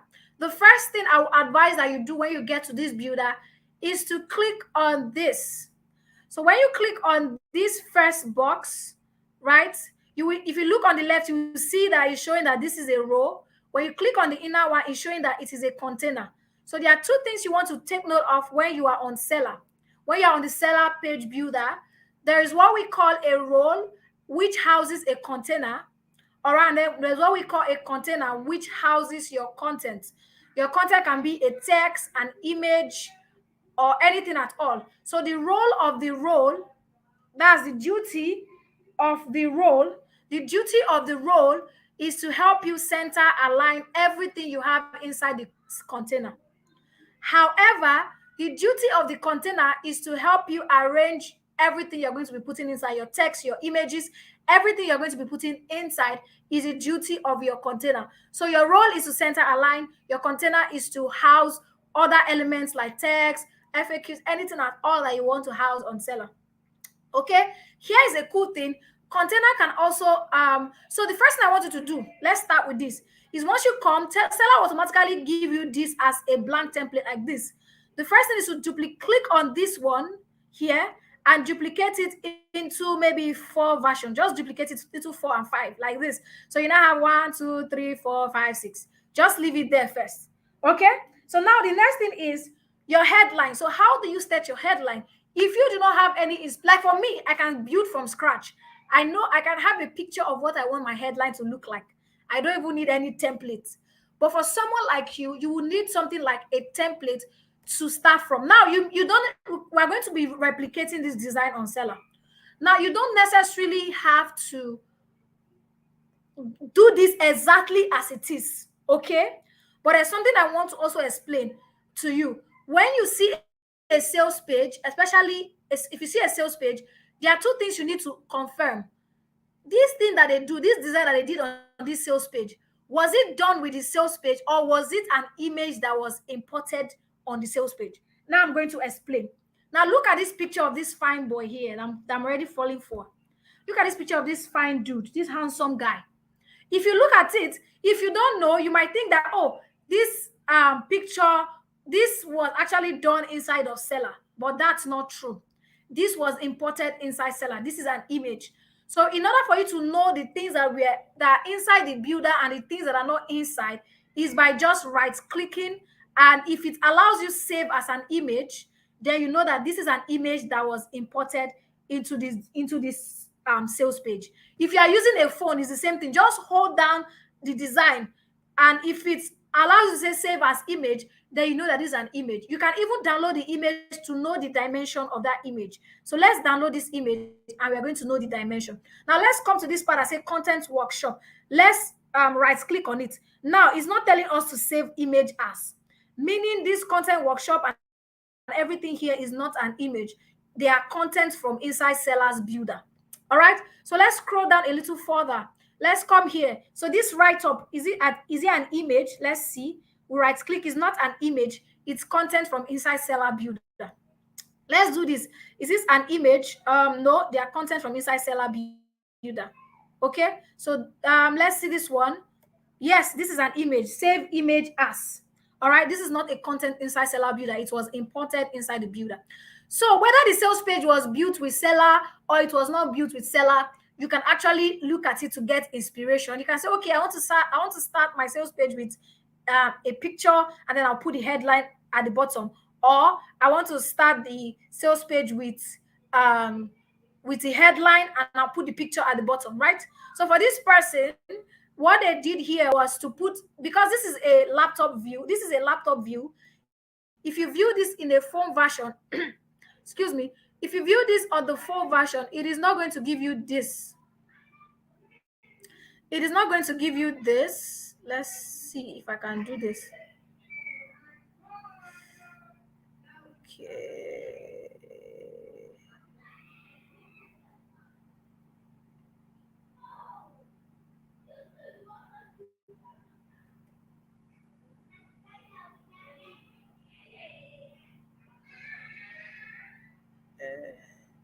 So if you do this on a phone version, probably the content might be up, the image will be down, but we are using laptop version to explain this now. So let's replicate this design. Now, basically what this design means here is that there are two containers. That means there are two things that divides this. It is not just one. So I'm going to explain. Okay, so in order to replicate this design, you need two things. In order to replicate this first one, you need two things. You need an image, and then you need text, and you need the text. So how to do that on seller is, remember we've already duplicated this. So how to do this on seller is to come here to what we call so there are two ways. The first way to do this, you can go to section and look for something that you can use to replicate this kind of thing that has image on the right and the text on the left, right? So if I want to do this, if I want to do the first style, I can just simply go to section, all right, and I'll go to hero. Okay, hero are just inbuilt templates inside of seller, and I can look at what I can replicate and see what I can take from here. Okay, hero doesn't have image on the right and text on the left. So what can I use now? Let's see. Okay, let's go to timeline and see if that will have something that has content on the right and text on the left. Okay, not timeline. Let's go to theme. Okay, this does not have what we're looking for. Let's go to content. Okay. So we have something similar to this here. So all we just have to do is to hold on it, drag and drop it here. Now you bring it inside one of these things that you've duplicated. Now, if you are dragging and drop, if it's showing red, that means you cannot drop it there. All right, until it shows green. If it shows green, that means you can drop. So if you are using from the section area, you can just simply drop it right here. If you are looking for template from the section area, you can just simply drop it right here. Now, if you look at this, you may be asking yourself, how can we convert this to something that looks like this? It is very simple. So what we need is image and text. So basically, that means we don't need two images. So that means we're going to delete one of the images out. So just select the image, right? And then we are going to delete. So once you select the image, it shows blue. Whatever thing you select is showing blue here. So you can come here to the delete button on the right and delete. So the image is out. Now, for that design, there is no text at the bottom here. So we are going to clear this text out of here. So all you have to do is to select the text and then you quickly delete all of them. So just select the text, you delete them. Okay, you select that, you delete, you select this, you delete. All right, so now you now have something like this, the image, you now have something like this, the image and the text. Okay, but now if you look at it, there are three types of text here: the headline text, the the sub headline, and the sub headline, and then the button. Right, so those are the different texts we have here. That means we have three texts, and here we have something like that, 1, 2, 3 as well. Okay, and here is the button. You can decide to remove this button and put a new button, or just work with this button that I already have here. So I'm just going to quickly copy this. I'm not going to work with the same font as this person so that we don't waste time. So I just copy this, paste it here in the first place. Don't worry about the size, just leave that first. I'll come back, copy this, copy it, come back here and paste it here. Ctrl V. While you are working, there's something I want you to always take note of, okay, is to always save your content. So as you are working, please be saving your content. At the top right, you can see save changes, so that in case your network fumbles or anything happens, you want to make sure that you're saving your changes. Okay, then you come back here, we copy this one. All right, and then we come here to put it here. So basically, this image was an image that was either designed on Canva or designed on any design software. You can easily do this. So if you want to get the exact length of this image, remember we've downloaded this image, we've saved it as. So let's open the image that we downloaded. So now we've downloaded the image. What we can do is to open the image and see how the image looks like. So this is the image here on my phone, on my laptop. I just come here to file information, and you can see the size of the image here, 108 by 918. So I can easily go to Canva and go and replicate this, 108 by 918. Okay, so I can just go to Canva and say, okay, I want to create a design 108 by 918. All right, and I'm going to put my image and I'm going to duplicate something like this and create a design that looks like this. Remember, please do not copy people's design. Don't go back and replicate this sales page and start using it to sell yours. You can replicate it to learn, but after you've learned, then please create your own style. Tweak it a little. Please, I beg you in the name of God. All right, so I'm going to replicate that. Remember, the design of the size of the image that we downloaded is 1801 by 918. So you can do that for free on Canva. Are you guys following me? Are you guys here? Okay, awesome. So this is Canva. We just go to create design, 809 by 918. Click on create design, custom size, and then we do 809. I mean, is it 809? I'll be what that 801 by 801 by 918. Okay, so we have 801 by 918. And then we create the design. So once you do that, that means you now have the height. So for you, you can create anything you like. You don't necessarily have to do it the same way this guy did it. You can decide, okay, it's my own picture I want to put here, or is a picture of my product that I want to put here. You can decide to do your own thing. You don't need to copy this person's design back to back. All right.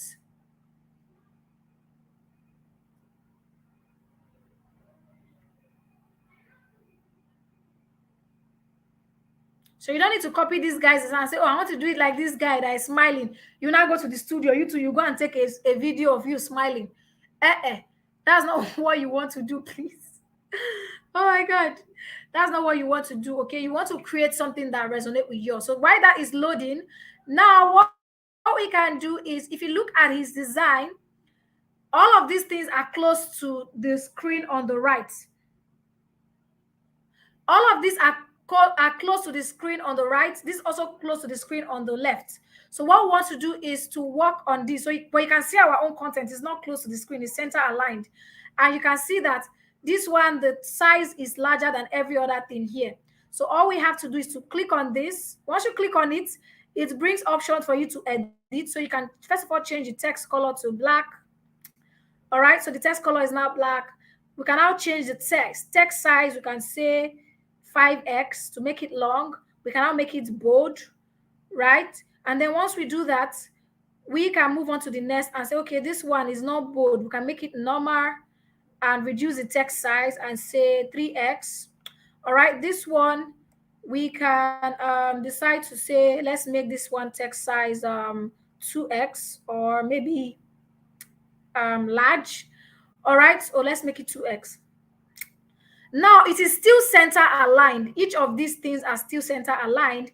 If you look at what he has done, this person did here, his content is aligned to the right, not center aligned. So we are going to align each and every one of these to the right. So we are going to say align to right. You see that?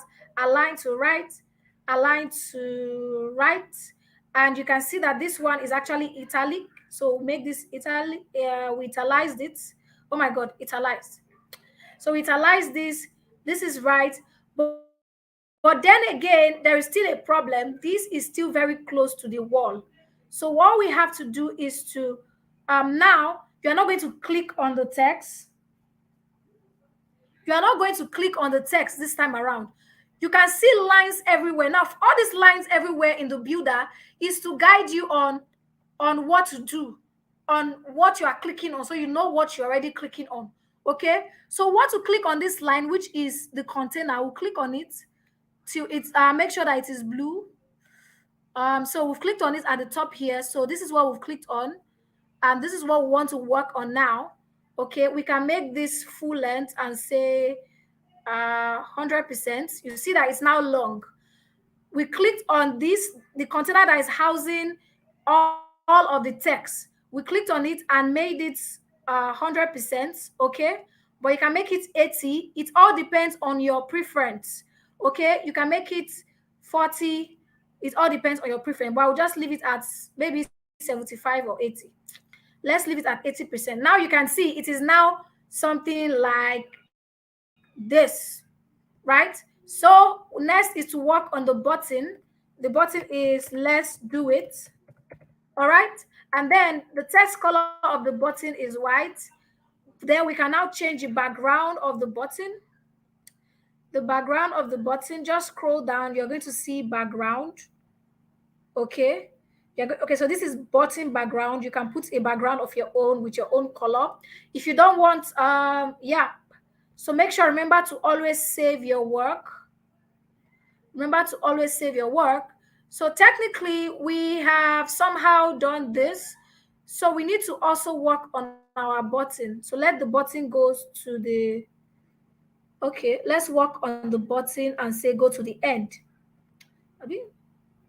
Okay, end. So you see that the button has come to the end, just like this one. So all I did was select the roll that is holding the button, and then I clicked on end, and the button is now on the end, just like this one. Okay, so the next thing we are going to do is the image. So we come back here to our image that we're already doing. So I will just design something. I don't want to copy him, just to let you know that you don't have to copy him to do something that is close to what he's already doing. Okay, you have to create your own style. Okay, so I'm just going to put my own picture here and just assume that this is what I want to use for my own image. Oh my goodness.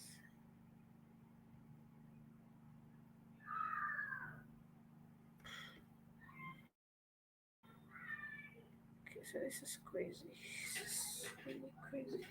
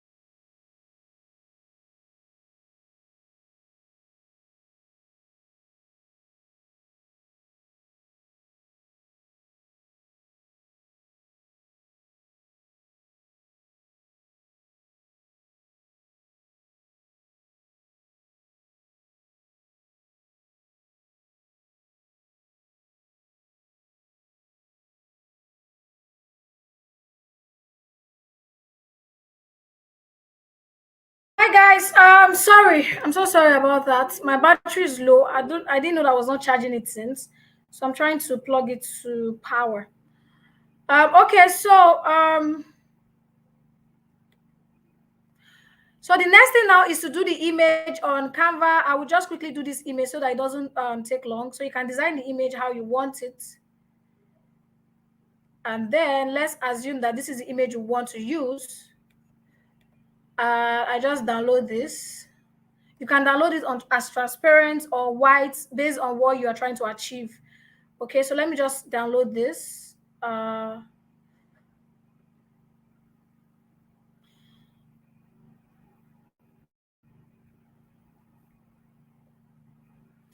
so it's downloaded. I'll just click on the image and I'll come here to change image.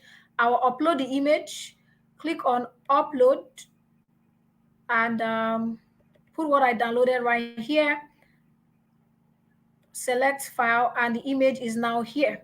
So this is my own image. I can save it and we can view what we've done so far, basically. So you can see that. So you see, this is what me have done, something similar but not the same thing. So you guys can see. So the next thing is you can also extend this. So let's click the so this is the image. The next, so if you want to know the next thing to click, so click on the image, come here to the right, use it to move to the next thing that is holding the image, which is the roll, right? You can now extend this and say move it to the end, to the end. All right, you can change the width. You can say 75 or make it 100%, or you can make it auto. Then you can even now come here and move it to the next thing. So now the blue is what you've correctly selected. So you can decide to also change the width to whatever thing you want to change it to. All right, and you can check your padding if you want it to be padded or you don't want it to be padded, but I would like it to be padded. So we've done that. Then moving to the next thing here on this page is this. So this is the next thing we want to achieve here. So how this was achieved is very simple. You can also use a template. All you have to do, so let's select this one. So this is the blue. Everything here under that's the entire roll. There's too much space between the roll and our content. So let's just select the roll. We go to padding and see there's too much padding. So there's too much space at the bottom. So we want to reduce that. So it has gone up, right? Let's see the margin. There's margin settings. Okay, that every other thing is okay. Okay, make sure you click on save changes. Now the next thing we want to do is this. So basically, how you can do this is you can basically just come here to section again and just go to header. So headlines can give you that look. You just need a headline and sub-headline to achieve this. So you can just move this here. Remember, when it shows green is when you can drop it. If it's not showing green, you cannot drop it. Okay, so I can drop it here now. Or it didn't enter very well. Let's do that again. Sections, we move this. Okay, So that didn't go well. So let's move it here and put it inside. Oh.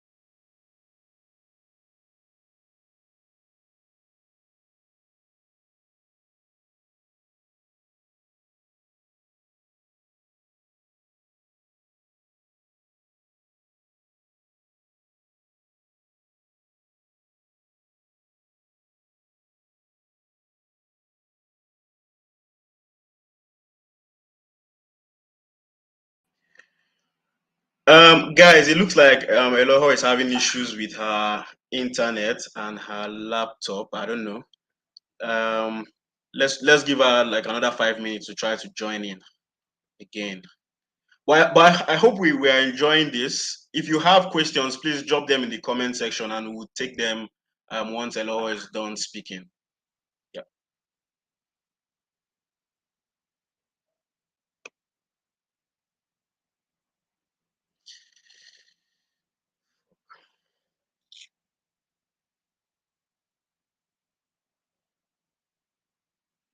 Hi guys, my name is Lucky Elohor and I am a digital creator.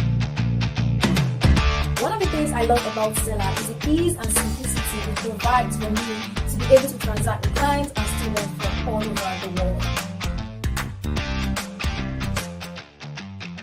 Seller has so many amazing features that I really love, so it would be hard to pick a favorite feature. But if I'm to really pick my favorite feature on Seller, as a queen of automation and someone who likes to lay a bunch of products together because I don't want to leave any money on the table, I would say my favorite feature on Seller right now is upsells and cross-sells. I love this feature so much because it allows me to sell related products or even sell the premium offer after someone buys. I love Seller so much, so you should definitely try it.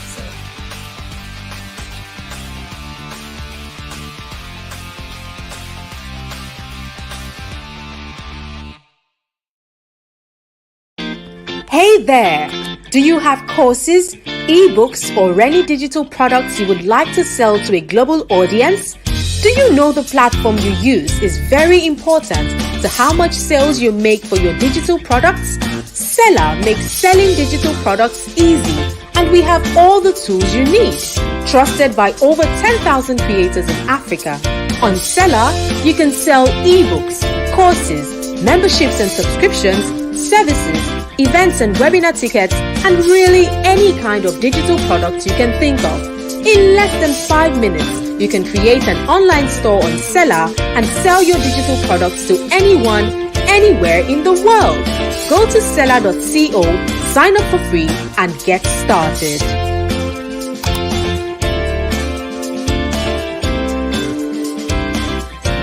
Hey, quick question. How do you host ebooks, courses, digital products, and sell them to a global audience? You probably have to buy domain names, build a website, and add different plugins. You also have to figure out how to accept payment from international customers. And even with that, you still have to struggle with intellectual property theft. That seems like a lot of stress, and you sure don't want to go through all of that. But guess what? Seller makes hosting and selling digital products easy. With Seller, you can host over 40 digital products and get a free storefront, host online courses and membership sites, build unlimited sales and landing pages, accept payment from your international customers. That's not all. You can also upsell and cross-sell on Seller and also protect your digital products from IP theft. Isn't this amazing? Join over 27,000 creators currently selling on Seller right now. Visit www.seller.co to get a free account now. What if you have all the tools you need to host and sell your online courses in one place? No need to build expensive website or get external plugins and software anymore. Imagine everything you need in one place. Don't you want that right now? Introducing Seller Pro Plans.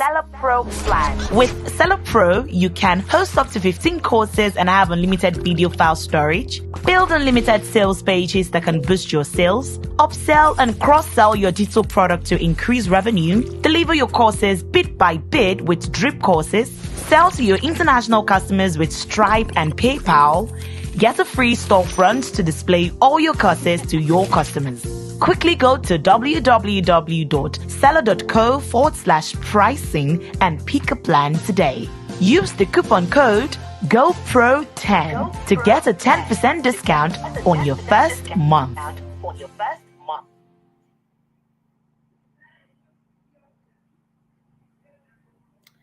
Hi guys, I am so sorry. I thought my laptop was charging. It was not charging. I'm so sorry. I'm so sorry. I had to I thought it was charging, it was not charging. But I'm back on now and it's working fine. So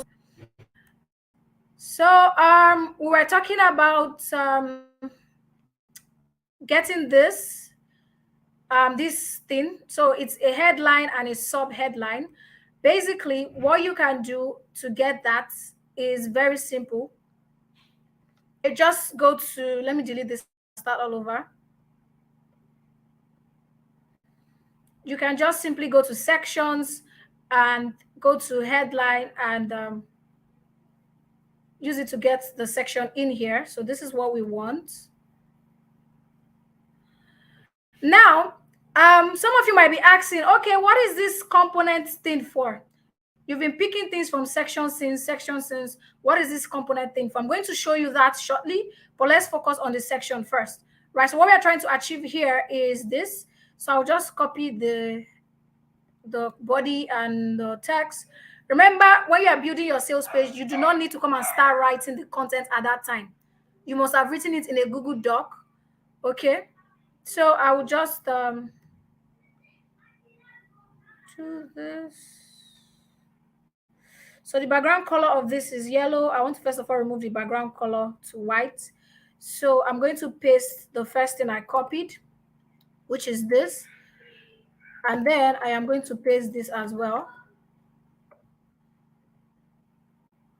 So this is definitely very large. So you just want to select the text, come here and change the size to maybe 2x or 3x, and then change it to normal. And since this is the header, you can change this to maybe 4x, and you can change the text color to black. Are you guys following? Are you guys following? Please let me know if you are following, if this is making sense, or if I have been talking to myself. Are you guys following? Is this making sense to you?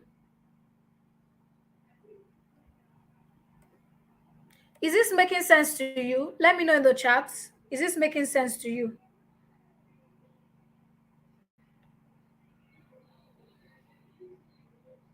Okay, awesome.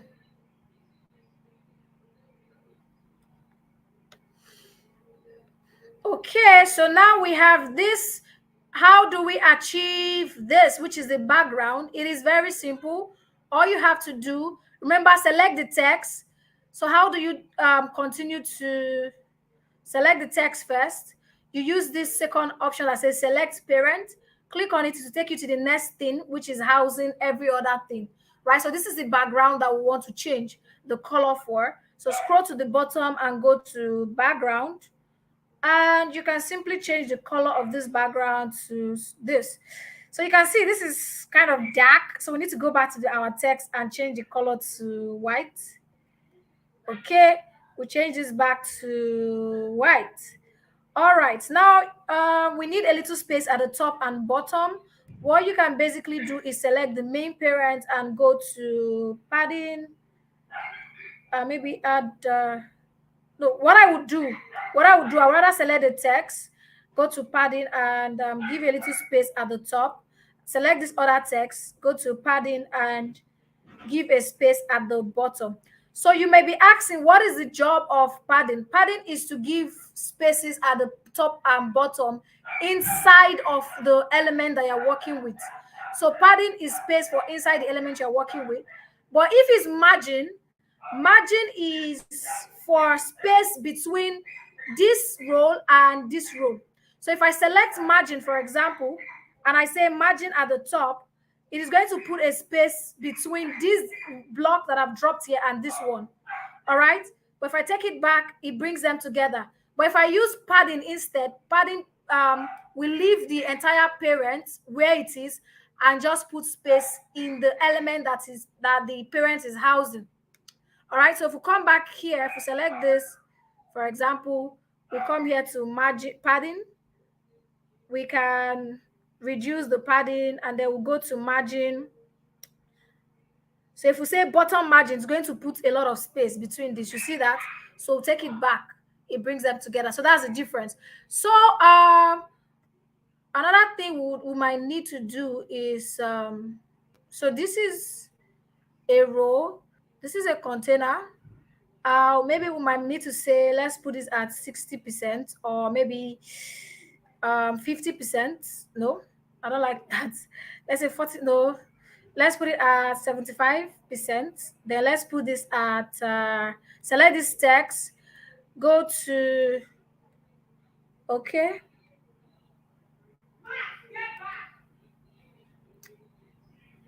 So select the container. What is this?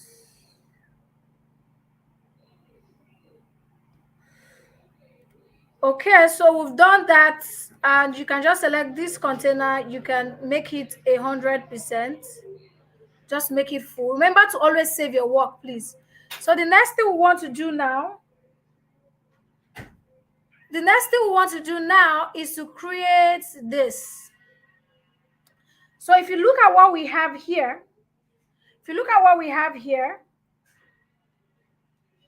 we have the background, then we have this, then we have the text, and then this. Now, what I'm going to be using to show you how to create this is going to be the components.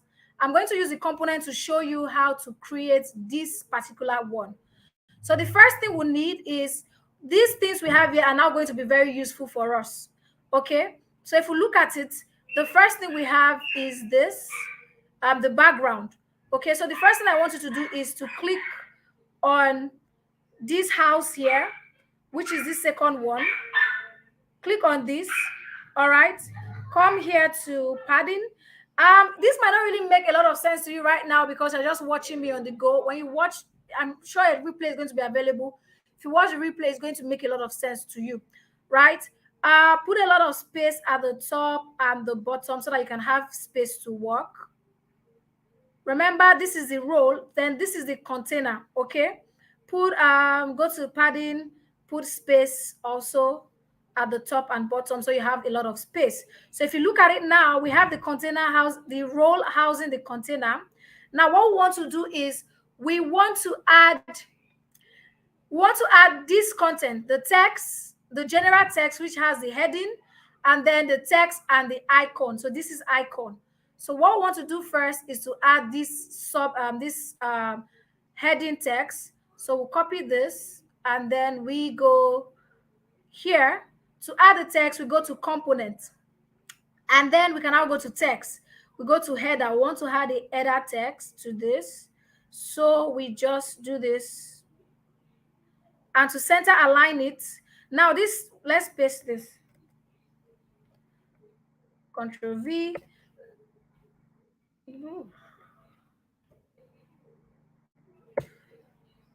Okay, so all you just have to do is to click on center for your text, and the text goes to the center. All right, now the next thing we want to do is to bring this in, this one that has to do with, so now is to bring the text and the icon in. So how do you bring these two together? What you have to do is to come here to components. All right, you go to containers. We are going to bring the container that says 50/50. This 50/50 container, we're going to bring this and move it inside this container, right? So now we have a container that is 50, another one that is 50. Okay, so what we want to do here is click on the first container, which is this one, 50%. Come down here to padding and increase the top and the bottom padding. Why you are doing this is because you need to be able to identify which one is the 50% and which one is the other 50%. So do the same thing for the other 50%. Increase the padding at the top and bottom so you have space to work. By the time you are done working, you can always reduce the padding, right? Okay.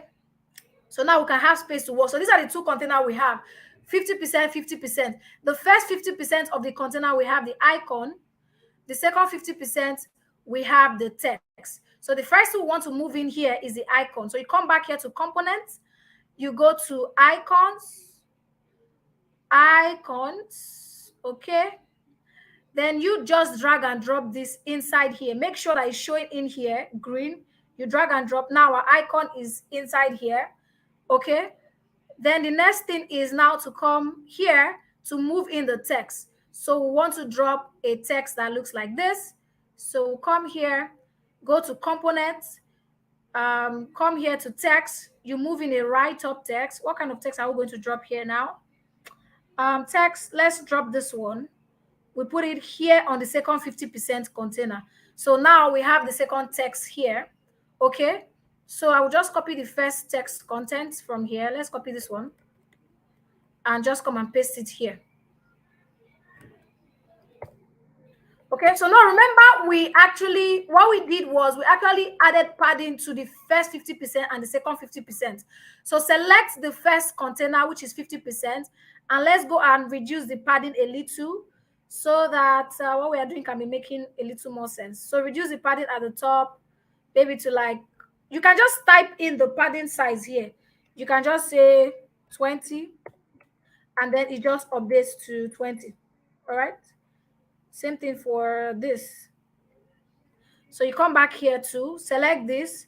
You come here to padding, reduce it to 20.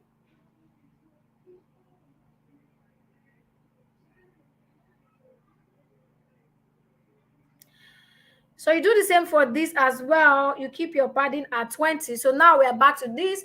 But again, you'll not be looking at it. This one is still far from this. How can we bring it together?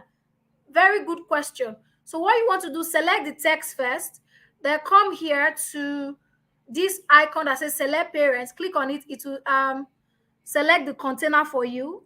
So you want to select the container, scroll up. So this is the container we've selected. And then you want to come here to the width and say auto. So the icon one is not, let me redo that. So you want to bring the icon close to the text, just like this one. The icon is close to the text. So what you are going to do is select the icon, all right? Then come here to the width and select auto. So now it brings the icon and the text together.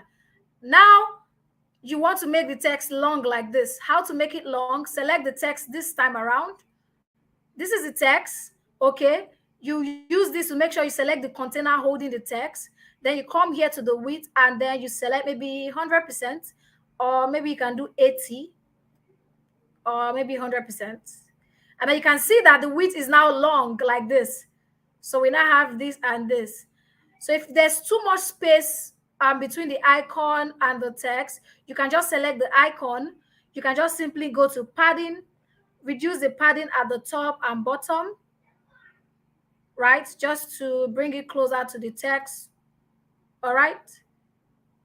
Or you can even, so that's that. The next thing now we want to do is to increase the size of the text. So maybe the text is too small. Just select the text, the particular text you want to increase size for. You come here to size. You can say extra large. It becomes bigger. You can change what the icon is. So just select the icon. Come here. You can change the icon. We can say greater than sign. Greater than. So that is the icon. You can change the icon color to black. And there you have it. If it's too big, just select the icon and you can use this slider to reduce the size of the icon. Okay, so basically we've done this. But now the next question is, how do you put this white background inside this other background that's here? Okay, so how to achieve that? Let's start with the white background. So the things that have the white background is this header and this content. So we are going to select everything that is holding this header. So if you scroll, so this is the header, right? We want to select the things that is holding this particular header, and then this content, and then this icon. So how to do that? Select the header first, come here to select this icon here, click on it until, so immediately you click on it, immediately select the header, you click on this icon, it selects the elements that is holding everything together, which is the container, right? So now what we want to do is to scroll down and give this container a background. Scroll to background, and then we call this white background. Okay, so give this background white. So the container is white background, but it is still not like this. So how do we make it like this? Still selected. You can now come here to the width. You can make it like maybe 50%. No. Okay. Let's make it 50. No, 50 is too. Let's make it 60. Let's make it 75. Okay, let's just make it 60. All right. Now it is not center aligned. How do we center align this? Very simple. What you need to do now is to come back here and click on this again. It will select the next parent that is housing this. Then that's what you use to center align this whole thing. Center. So now it is now in the center. The next thing we now want to do is we need this background. This background that this white is on top. How to get that? It is very easy. So let's reduce the size of this text. It is too big. Okay, let's do it to 4x. Let's say, okay, 4x. Okay. So how do we now put a background so that it looks just like this? The first thing you want to do is to go to Google and download a background. So you can either say plain background or background with texture. Just download a plain background or background with texture, depending on the kind of background you want. So let's say we want to download let's download this one that is dark.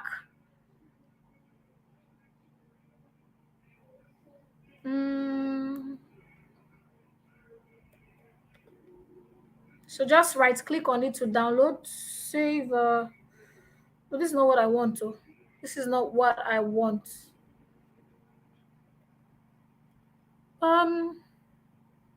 So just right click, save image as. So I just save it on my laptop. Are you guys following me? Making sense? Yes. Okay, awesome. So I just saved that image on my laptop, and then I come back here to Seller. So how do we make this background? Now remember, at the beginning I told you to duplicate all of these things because you would need them at some point. Until you finish designing, make sure you don't delete all these things you duplicated. So how to achieve that? What you need to do is to move this entire thing, this blue thing you can see here like this entire thing that houses all of these things. Just left click, hold on it, drag it, and move it into one of these boxes. Right, move it into one of these boxes. Shows green, you leave it right there. So now it's inside one of the boxes. Okay, so scroll to the top, use this again to select the next thing that is holding all of the boxes together. Then you scroll to the bottom, you can see here the name is container. So that means you can add the background now to this container. So you scroll to the bottom, you go to background, and then you turn on background image. You scroll, you can now change the image, right? Upload from your laptop or your computer, whatever thing you're using. We bring in the image, it uploads, we say select, and then the background is here. Voila! We've achieved that. So how can you get, please always save. So how can you get more of this instead of you to redo the work? All you just necessarily have to do, let me change this size to, let's do 75%. Okay, this is nice. So all you just have to do is select the text first, scroll to the top, use this to select the next thing that's housing them, select the next thing. So you just need to now duplicate this. So duplicate it maybe 5 times, 10 times. So you just need to just do this once. Once you get it once, you can just simply duplicate it and just change the content of whatever it is that is here. Okay, so with this, we have achieved that. So let's save this. Let's look at our own sales page that we are building. Let's see how it looks so far. Are you guys following? Let's see how this looks so far. Okay. Yay. Look at our page now. Look at our page. Look at our page. So this is what we've done so far. And this is really cool. This is what we did with Seller actually. And this is nice. So why I am duplicating this for this session is because I want you to see everything that's possible. This is not really a basic design on Seller. This is like a very dope design on Seller. And for you to be able to do this, if you can replicate this, then you can build any kind of page on Seller, right? So that's why I'm using this design for you guys. Okay, I specifically handpicked this design myself. I saw it and I said, okay, let's use this. Okay, so the next thing is to now do this one, this. And what I would do in this case, I will not need to bring in any new design. I will just duplicate this one that I already have here. I will just select the text. If I don't know how to select it, use this to select the entire parent thing. All right, so the blue is now here. All I have to do is duplicate. So once you've duplicated, use this arrow here to move it down. Click on it and it moves down. So I will just remove this section. I don't need this section in my design. I'll just delete it out. Voila. And then we have this. I can just copy all these things that we have here and go and paste it there. And we have this. Right? Control V. Yeah, you see that? And then we have this. We save. Then the next thing is this one. So how do you achieve this? I'm sure you already know how to achieve this. The same way we achieved the first one, image and button. So basically what I would do in this case, so why I'm teaching you this way is that you know how to, you start thinking, how did this person come up with this design? How did this person do this? So if you see anything that looks like this, that means it's two container that they use. A container that has one on the right and one on the left. That means they have the image here and the button here. The same way we achieve this one. Image here, button here. If you see something like this that is just straightforward, that means they use one container, just text. There is no two container. It's not 50% container. 100% container is what they use. The same thing for this. They use 100% container to achieve this. All right. They use 100% container to achieve this, but the icon and the text, well, they use 50% container to achieve it. So that's how you need to start thinking when you start seeing designs. How did they achieve this design? And you can do this on no matter the platform they use in building that design. You can actually replicate something similar, even if it's not 100% the same thing. So let's now replicate this image and button. So what I would just do in this case is, because I've done something like this, I will just duplicate this one, right? So I'll just select the entire block. I will just duplicate it and just move it to the bottom till it gets to the bottom. Move it. So I have it here. So all I would do is delete this one out. I don't need it anymore. Delete this one out. I don't need it. Delete this one. I don't need it. Okay, so now I want this to come down a little, so I can just select this and come here to padding and just do a little top padding so that it comes down a little. That's what I would do. Let me see how they got this. Okay, this one is no longer at the end, it's in the center. So we can click on the button and then center align the button if we want. Click on this. We can center align it this time, center align. And yep. So that's how that works. Yes, save your design. We have done something similar. Basically, what we have here is a design. All you can do again is save this as a design on your phone, on your laptop, so that you can know the size of this. You can go, if you like this design, you can now go and replicate something like this, right? Just open the picture or the photo, then you go to information, you see the size, 1002 times 620. You can just use it to go and replicate a design on Canva, but I'm not going to be doing that. And you put the image right there. Okay, so the next thing here is this one, just a background and text, which is very easy to also achieve. Okay, so basically we need a background and then a text. So how to achieve that is, So anytime you want to do a background and something on top, that's when you need these things that actually to duplicate. You need them when you want to do a background, like something like this, a background, and then something else on top the background. So we have a background and a text. Now, this is going to be very, very useful to us. Okay, so the first thing we want to do is to come here to component. The first thing is to move a container in here and just drop it there. Components, container. So we have the container. This is the container we just moved in, right? So what we want to put in now is a text. We go to components again. We go to text. We move this in, put it inside this one. Okay, it has not entered. We move this, put it inside here.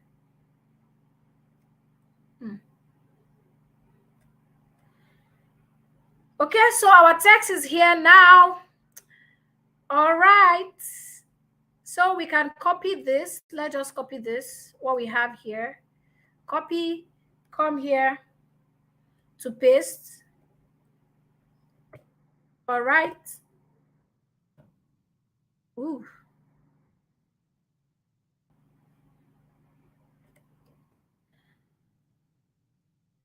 So if you look at the size of this, it is really bold and all caps. So we just need to center align our text first. Extra bold, no bold. Okay, let's see the size. Let's make it 3. No, let's make it, I think 4 would do. No, let's make it 5. Okay, I think this looks cool. So now the next thing is this, because this is on the background. So what we just need to do now is to come here and change the text color to white,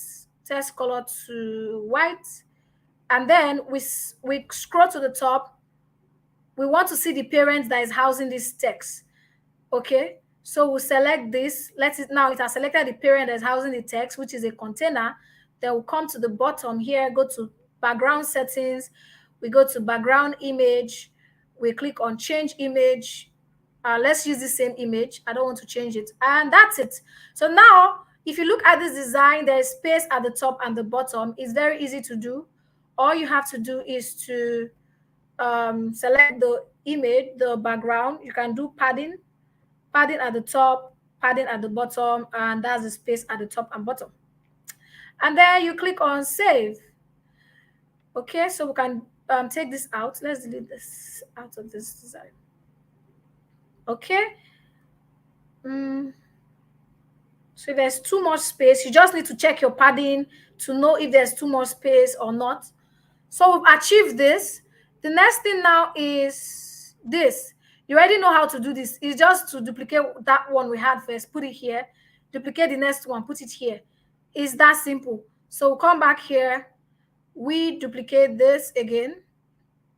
Just select the text, scroll to the top, use this to select the parent, and then you duplicate, use this to move it down, and we have this here. Then the next one is something similar. This, yes, the only difference is that the color is darker and all the text are aligned to the right. So what we just need to do is to select this, yes, duplicate it again. But now it is too close. If you notice, this and this is too close. So we can put in the space, just go to margin this time, margin top, use it to put in your space. You see that? And all of your text, you can now align your text. Instead of aligning to the center, we can align the text to the left. You see that? That's how this worked. Yep. And then the next thing we have here is another column, 50-50 column. So here's an image. If you click on it, you see that save as is an image. So you see, it's an image that you can go and just save. Once you save it, again, you can use it to look at the size of the image so that you can go and replicate your own on Canva or whatever platform you're using to do your design. File information, you can see this 800 by 533 is the size of this image, 800 by 533. So what we need is a text and an image that has 2 columns. And it is very easy to do. You can get something like this from the section option. Now we don't need to go to component, we need to go to section. We can go to hero. The text is on the right and then the image is on the other side. We can get something like that. So if it's not here, okay, I think we'll have something like this. Just move it until it shows green. You don't release it. So it's showing green now. The image is here. This is where you're going to upload the image. I'm not going to upload that. You can just simply remove these buttons because you do not need them. All right, and then here's your text. You can change this color to, just scroll down to background colors. Background colors, you can change it to something darker. And you can just simply put this text right here.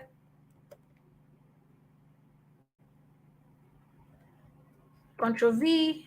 You can delete this one. Now, looking at this text is too, how will I put it? It's too packed. So you can actually reduce the size of your text, maybe to like 3x or maybe 4x, right?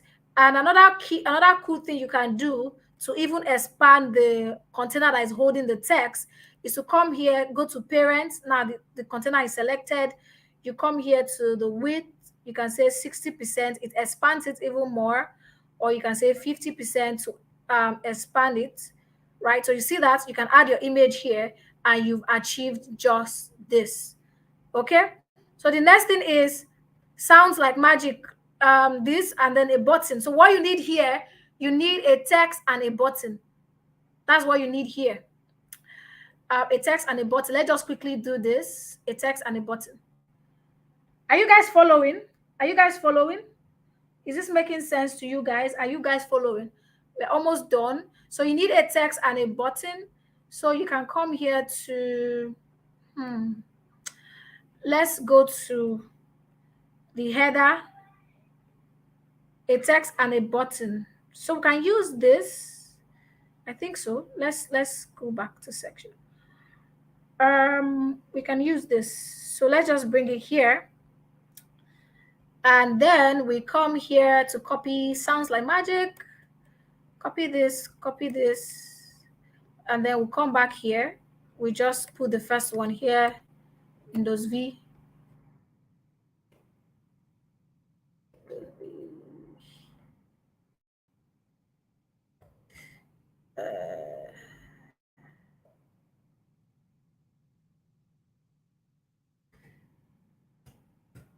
Okay, so you can just select this, change the background color to white. All right, and increase the size of the text. Text size, click on the text to increase the size because that's a little big. Maybe this, and then we have to reduce the size of this one. Yeah. So the next thing is to now bring a button here. So center align. So let's bring a button here first. So we come here. To bring a button, I would say bring a container first. Put a container right here. Okay, click on that and click on this. Scroll to the top, move it down. Okay, so the container is here now. Let's bring a button component. Let's come here to buttons. Yeah, buttons. So you can select any of the buttons and just move it inside here. Okay, move it here. All right. So now you can make your button big. You can add anything you want to add. Let's see what we have here in this button. Sign me up. Okay. So we can just say sign me up. Button say sign me up.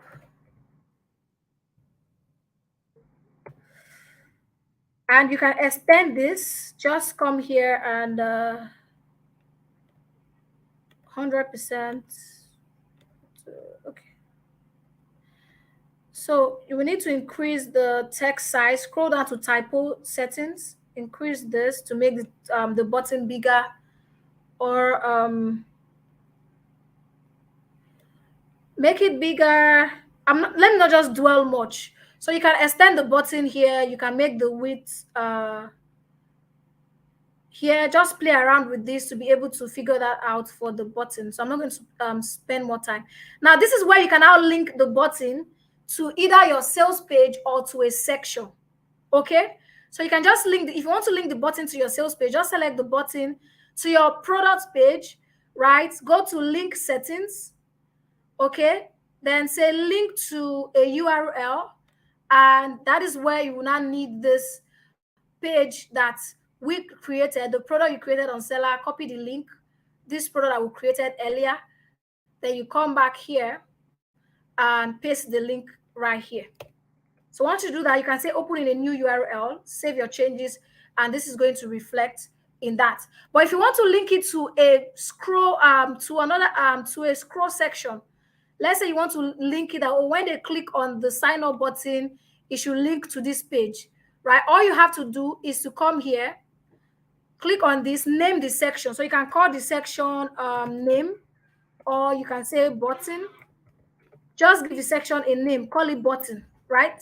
And then come back here to your button and go to link to a scroll section. What is the name of the section? You type in name, right? And then you click on save. Once you do that, it is going to link you to that section. I think I call the section name, Abby. Oh, button, not name. The name is button, not name. Just say link settings, link to a scroll button. What is the button? What is the section name? Button. And then you click on save. And if you come here, you are going to see that once you click on that, it will take us to that section. Ooh.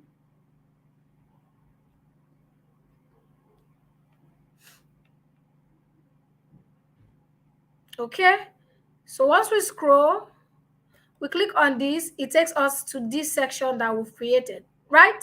So that's how that works. That's how the linking thing works. Most times, for this example here, if you click here, it brings you to where the price is, the modules, everything. I'm sure that you can now create all of these things. It's very simple to do. All of these things, you can now create them. It brings you to where the pricing is, and all of this brings you to this block, right? Then when you now click here, buy now, it takes you to the product page that was created on Seller. You see that? Buy now, it now takes you to the product page that was created on Seller. So, but we're going to go back. Basically, that's how to use the Seller Builder. The final thing I want to talk on is just this one. I'm sure that you guys can do this one. To put a video, okay, let me just talk about video. To put a video here, all you have to do is to come here to section. I think there are videos. Just go to video. I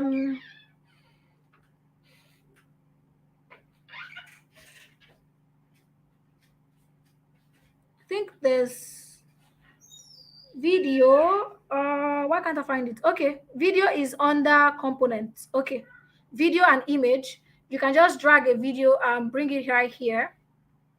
All right, center align your video. Make sure it is center aligned. Center. Then you click on your video. All you have to do is to copy the YouTube URL of that video and put it right here. If it's Vimeo video, the same thing, put the URL and save. Your video is going to reflect. So how can we achieve this on your page? Let me just do this.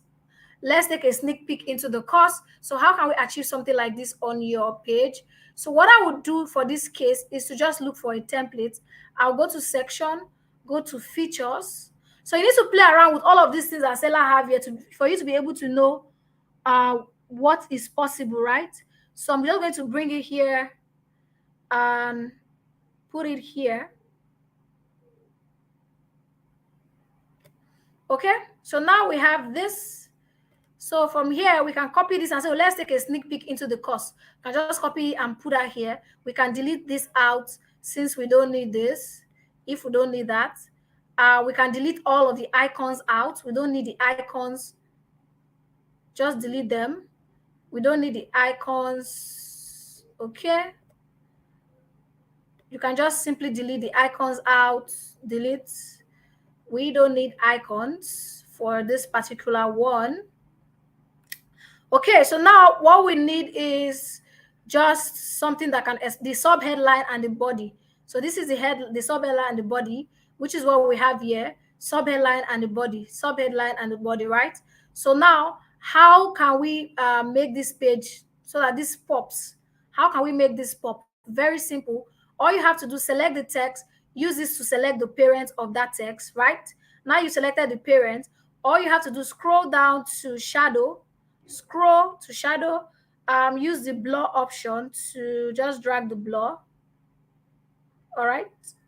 And then you can say blur.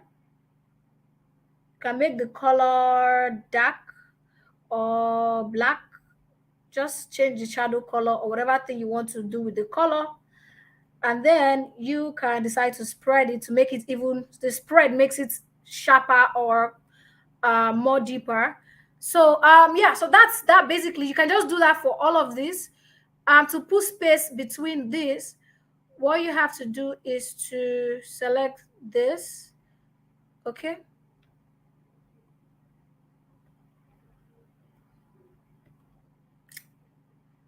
So you can use your padding. So if there's no space to the right or to the left, you can use your padding. To the left, you want, no, this is what I'm supposed to select, please. You want space to the left. So padding, you want space to the left and then to the right. You see that? And then to the right, this as well, you want space to the left and then to the right. So yeah, basically, so the more you put content, is going to fill up and it's going to be big. So once you do that for this 4, all you have to do is just select the entire section, this, and then just duplicate. So just duplicate it.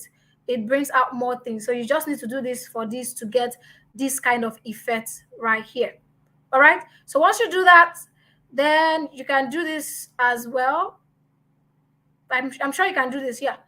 This is just a column, add text, add another text, put background in the text, add another text, put background, like that, and then this as well. So those are like the key things you can do. And then you can put a footer. I like to put footer in my sales pages, especially if you want to run ads. I think Seller has a lot of footers, some footer templates. Just go to footers and you can pick anyone from the one that Seller has here already. You pick it and put it here. All right, so here you can put your logo, you can put the disclaimer, you can put any icon or anything you are linking it to, or you can just delete this out, put your copyright here, and you can go ahead, save it, and voila, your page is ready. And yeah, so basically that's how to use the Seller Page Builder to set up your offers. There's also a section that is called pricing. If you want a template for your price to just use for your price, so this is pricing. You can get templates for pricing. So this is pricing. Yep. So something like this, you can just move it here. You can put all of the options you have. That's something like this. You see that? It's all about, you can delete anyone you want to delete and leave the ones you want to leave. And here can now lead to your product page on Seller, right? And then you can connect this first button. Remember I said something about sprinkle elements, which is your button can be anywhere on the sales page. Your button can be at the top here, right? So if your first button is at the top here, all you have to do is to connect the button to this button that has the details of the payment and the pricing, right? Remember I said your investment can only appear once on the page. Then testimonials, you can add testimonials. That's why I said these are like the key things that you need to have on your sales page. You can now decide, so, okay, I want to add a testimonial. Seller has templates for testimonials. You can just come here to testimonials, look for the template that works for you, all right, and just drag and drop. So if the testimonial template you want to put is something like this, that you put the person's image and then text, you can just drag and drop this. But if the testimonial that you want to put are just screenshots, I would advise you to use this option that says portfolio and gallery. It's just a bunch of pictures. You just drag and drop it here. So you can just upload all the pictures or screenshots of the things you want to put as a testimonial, or our testimonials or reviews. So that's how the Seller Page Builder works, really. That's how you can use it to achieve your sales page, right? But the key thing that makes your sales page work is not just the design of the sales page. If you look at this sales page here, this is the headline, this is the sub headline, right? The headline is content workshop. So basically, this person here is selling a product that the audience they're already aware of the product, right? So you just need to let them know why they should buy from him and all of those things, right? And here's the sub headline: switch up your content game forever. And then you can see the button is a sprinkle element. You can put it anywhere you like in your on your sales page, right? And here you can see solving the 8 problems every social brand faces. So what are the problems? What are their struggles? What are their pain point? These are all of the problems that they are going through. And this is where they talk about the problem. And then this is where they now talk about the future pacing or the desires that they want, right? From the desire, they now introduce the offer. This is the offer that they are introducing, right? And then from the offer, you can now see he talked about himself, the most inspiring career or life transition.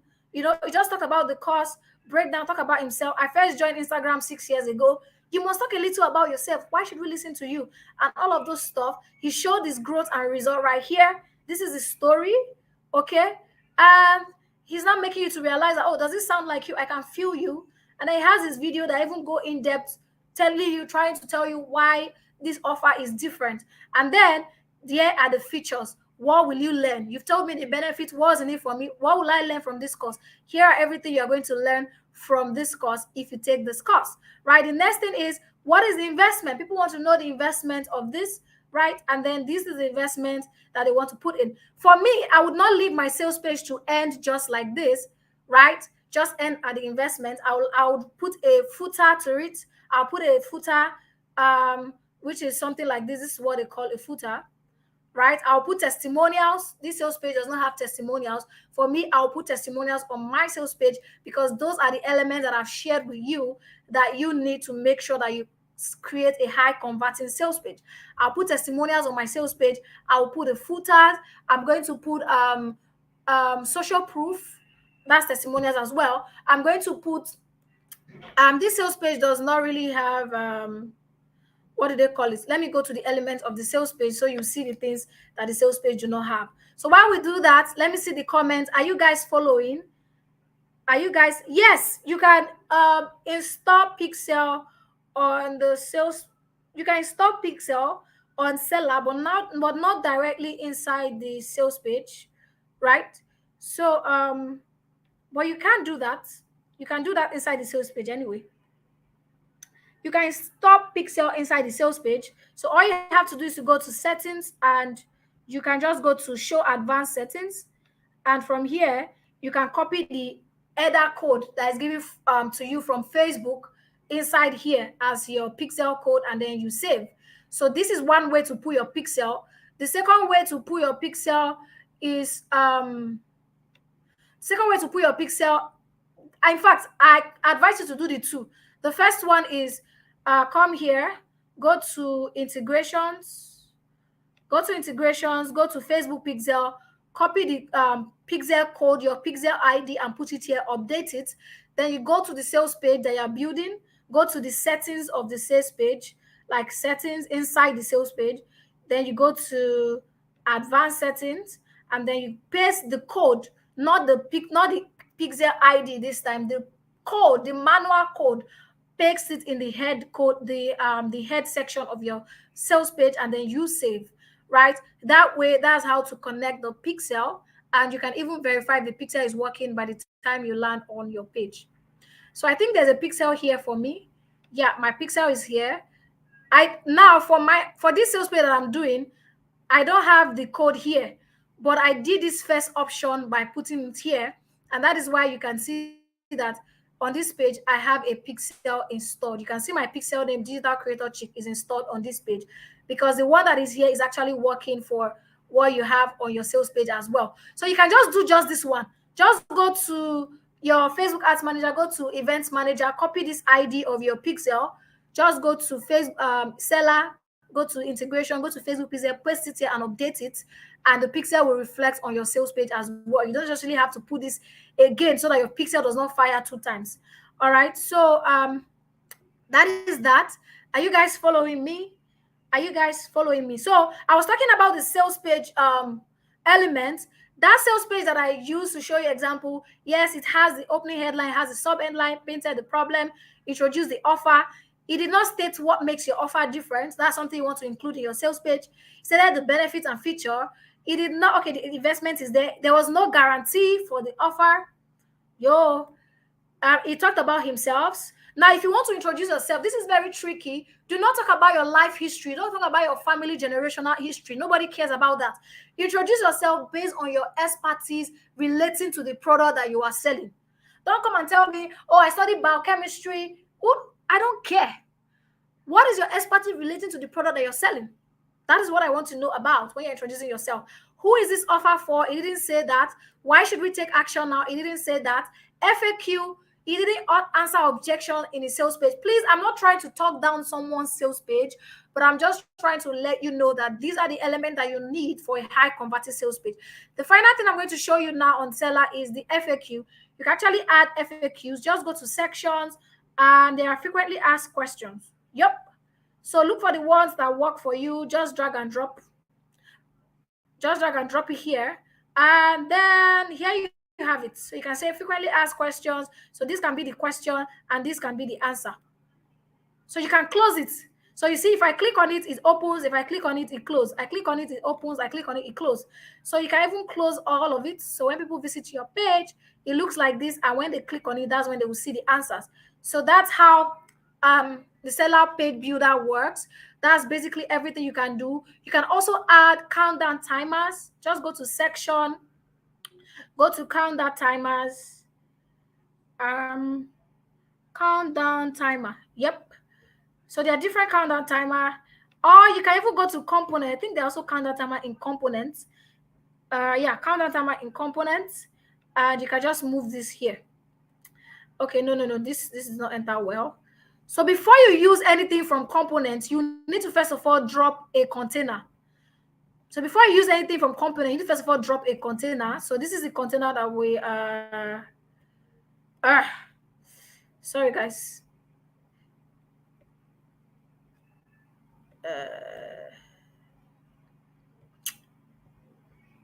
You need to first of all drop a container before you use where's the thing? Okay.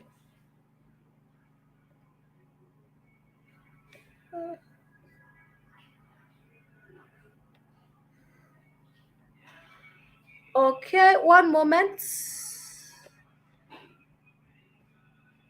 So what you will need is this thing that would duplicated. I talked about it before. This is what we duplicated. You need it at every point. If you have exhausted it, you can duplicate another one.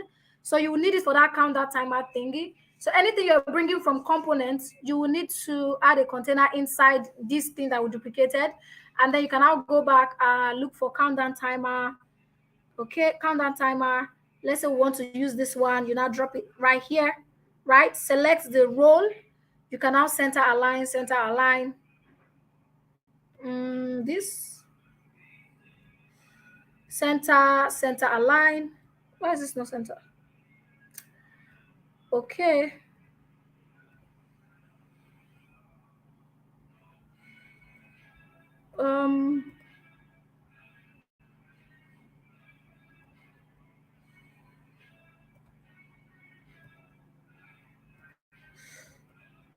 Okay.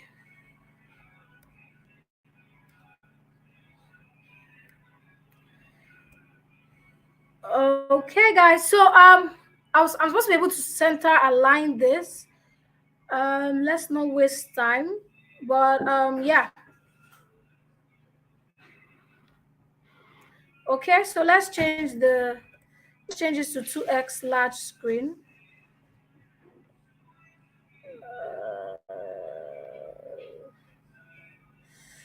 I'm supposed to be able to center align it, but I can work my way around it. If I want to do mago, I can mago left like this. But most times it's not just sustainable. I'm not going to spend a lot of time on this, but yes, you can drop. You can use. You can do countdown timers. If the components one does not work for you, you can just go to the sections. Just go to countdown timers. Countdown timer, just drag and drop anyone from here, right? And then just delete out anything you don't want. You can just simply delete all of these things out and leave only the thing that you want for your timer, right? So this is how you set. So what happens when will the timer start counting? Is it on arrival or on a fixed date? These are all the things you will set. How many minutes will it count in total, right? What happens when the timer stops? Should you reset? Should you send a message alert? Should you redirect them to somewhere? These are all the information you need to feed your timer so that it counts correctly. Okay, so basically that's how Seller sales page builder works. That's how to build a high converting sales page on Seller. Can images be uploaded on Google Doc before uploading to the page? I'm not. No, on Google Doc. No, you have to download the image to your laptop. You have to upload the image directly to Seller. You cannot upload a Google Doc image to the Seller builder. Yeah, I'm not sure if this question is clear. But yeah, you cannot upload a Google Doc image to the Seller builder. So guys, I think I'm done. I'm done talking about sales pages, showing you how to build a sales page using the Seller page builder. I don't know, your questions can keep coming in now. Can images be uploaded on Google Docs? This question is really tricky. I'm not sure I get what you're trying to say. Chinyere, I'm not sure I get what you're trying to communicate. So I'm done. Any questions for me? We've done 2 hours plus. Oh my goodness. Hi, Emmanuel. All right. Hello, thank you very much. I love your energy this night. Yeah, so one question that has popped up a couple of times is so people have asked if the replay of the webinar would be available. So I just want to clear that. So for everyone that has registered for the webinar, the replay would be available tomorrow. So we'll send it personally to everybody, to everyone's email address, right? So expect the replay tomorrow. Yeah. So hello, there's I think someone is asking a question. Let me put it on the screen. Yeah, Festus. Okay. Why can't one center align buttons on the page builder? You can actually center align buttons on the page builder. Let me show you that again. You can center align buttons.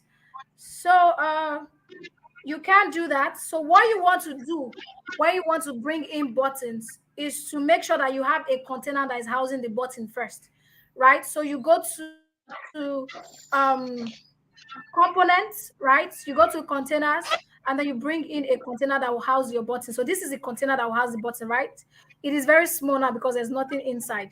Then you go back to components again. You can now go to buttons. Where's buttons? Where buttons? Where buttons? Okay, these buttons, you can now drag and drop your button and put it inside the smaller one of the container. So put it inside the smaller one. It's not inside yet. Okay, so now it's inside. So this is how you can center a line. You can center a line. If you just drag and drop the button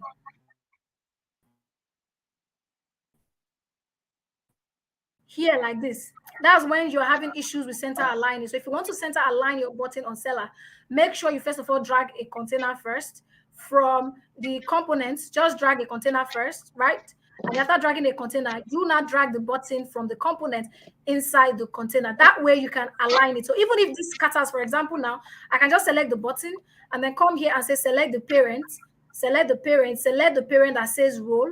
And from here, I can center align everything and everything will be in the center. From here, you can see my button is in the center.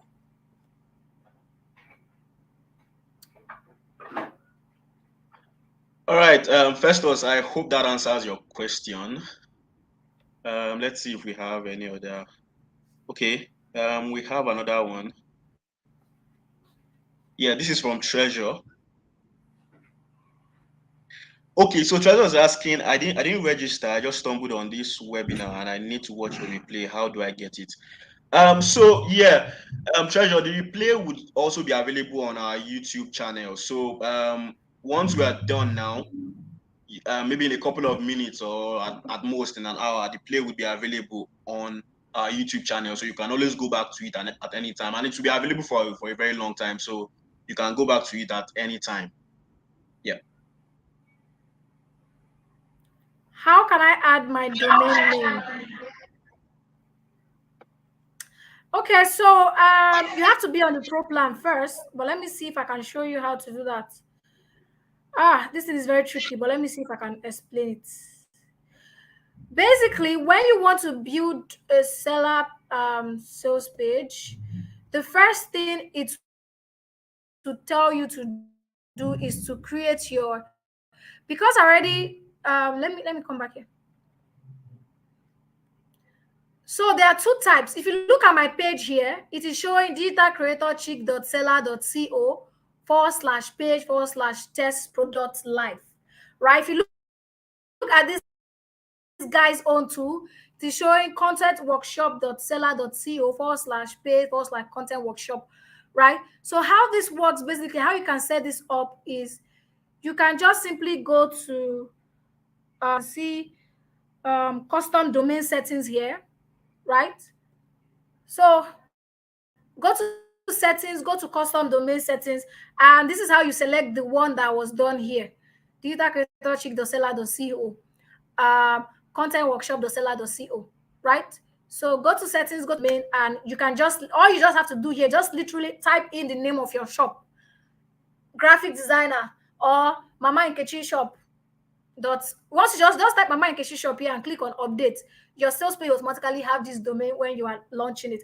But if you want to connect a custom domain, like a domain that you bought from another platform, that's a very long process. I believe they have this on their YouTube channel. You should go and watch it on your, because if I want to start explaining it here, it's a long process. But this is where you can also connect it. Just come here, click on connect domain, and you add the domain, you connect it. I'm sure they have a YouTube video for that. That's a very long process that I cannot really explain right now. Yeah.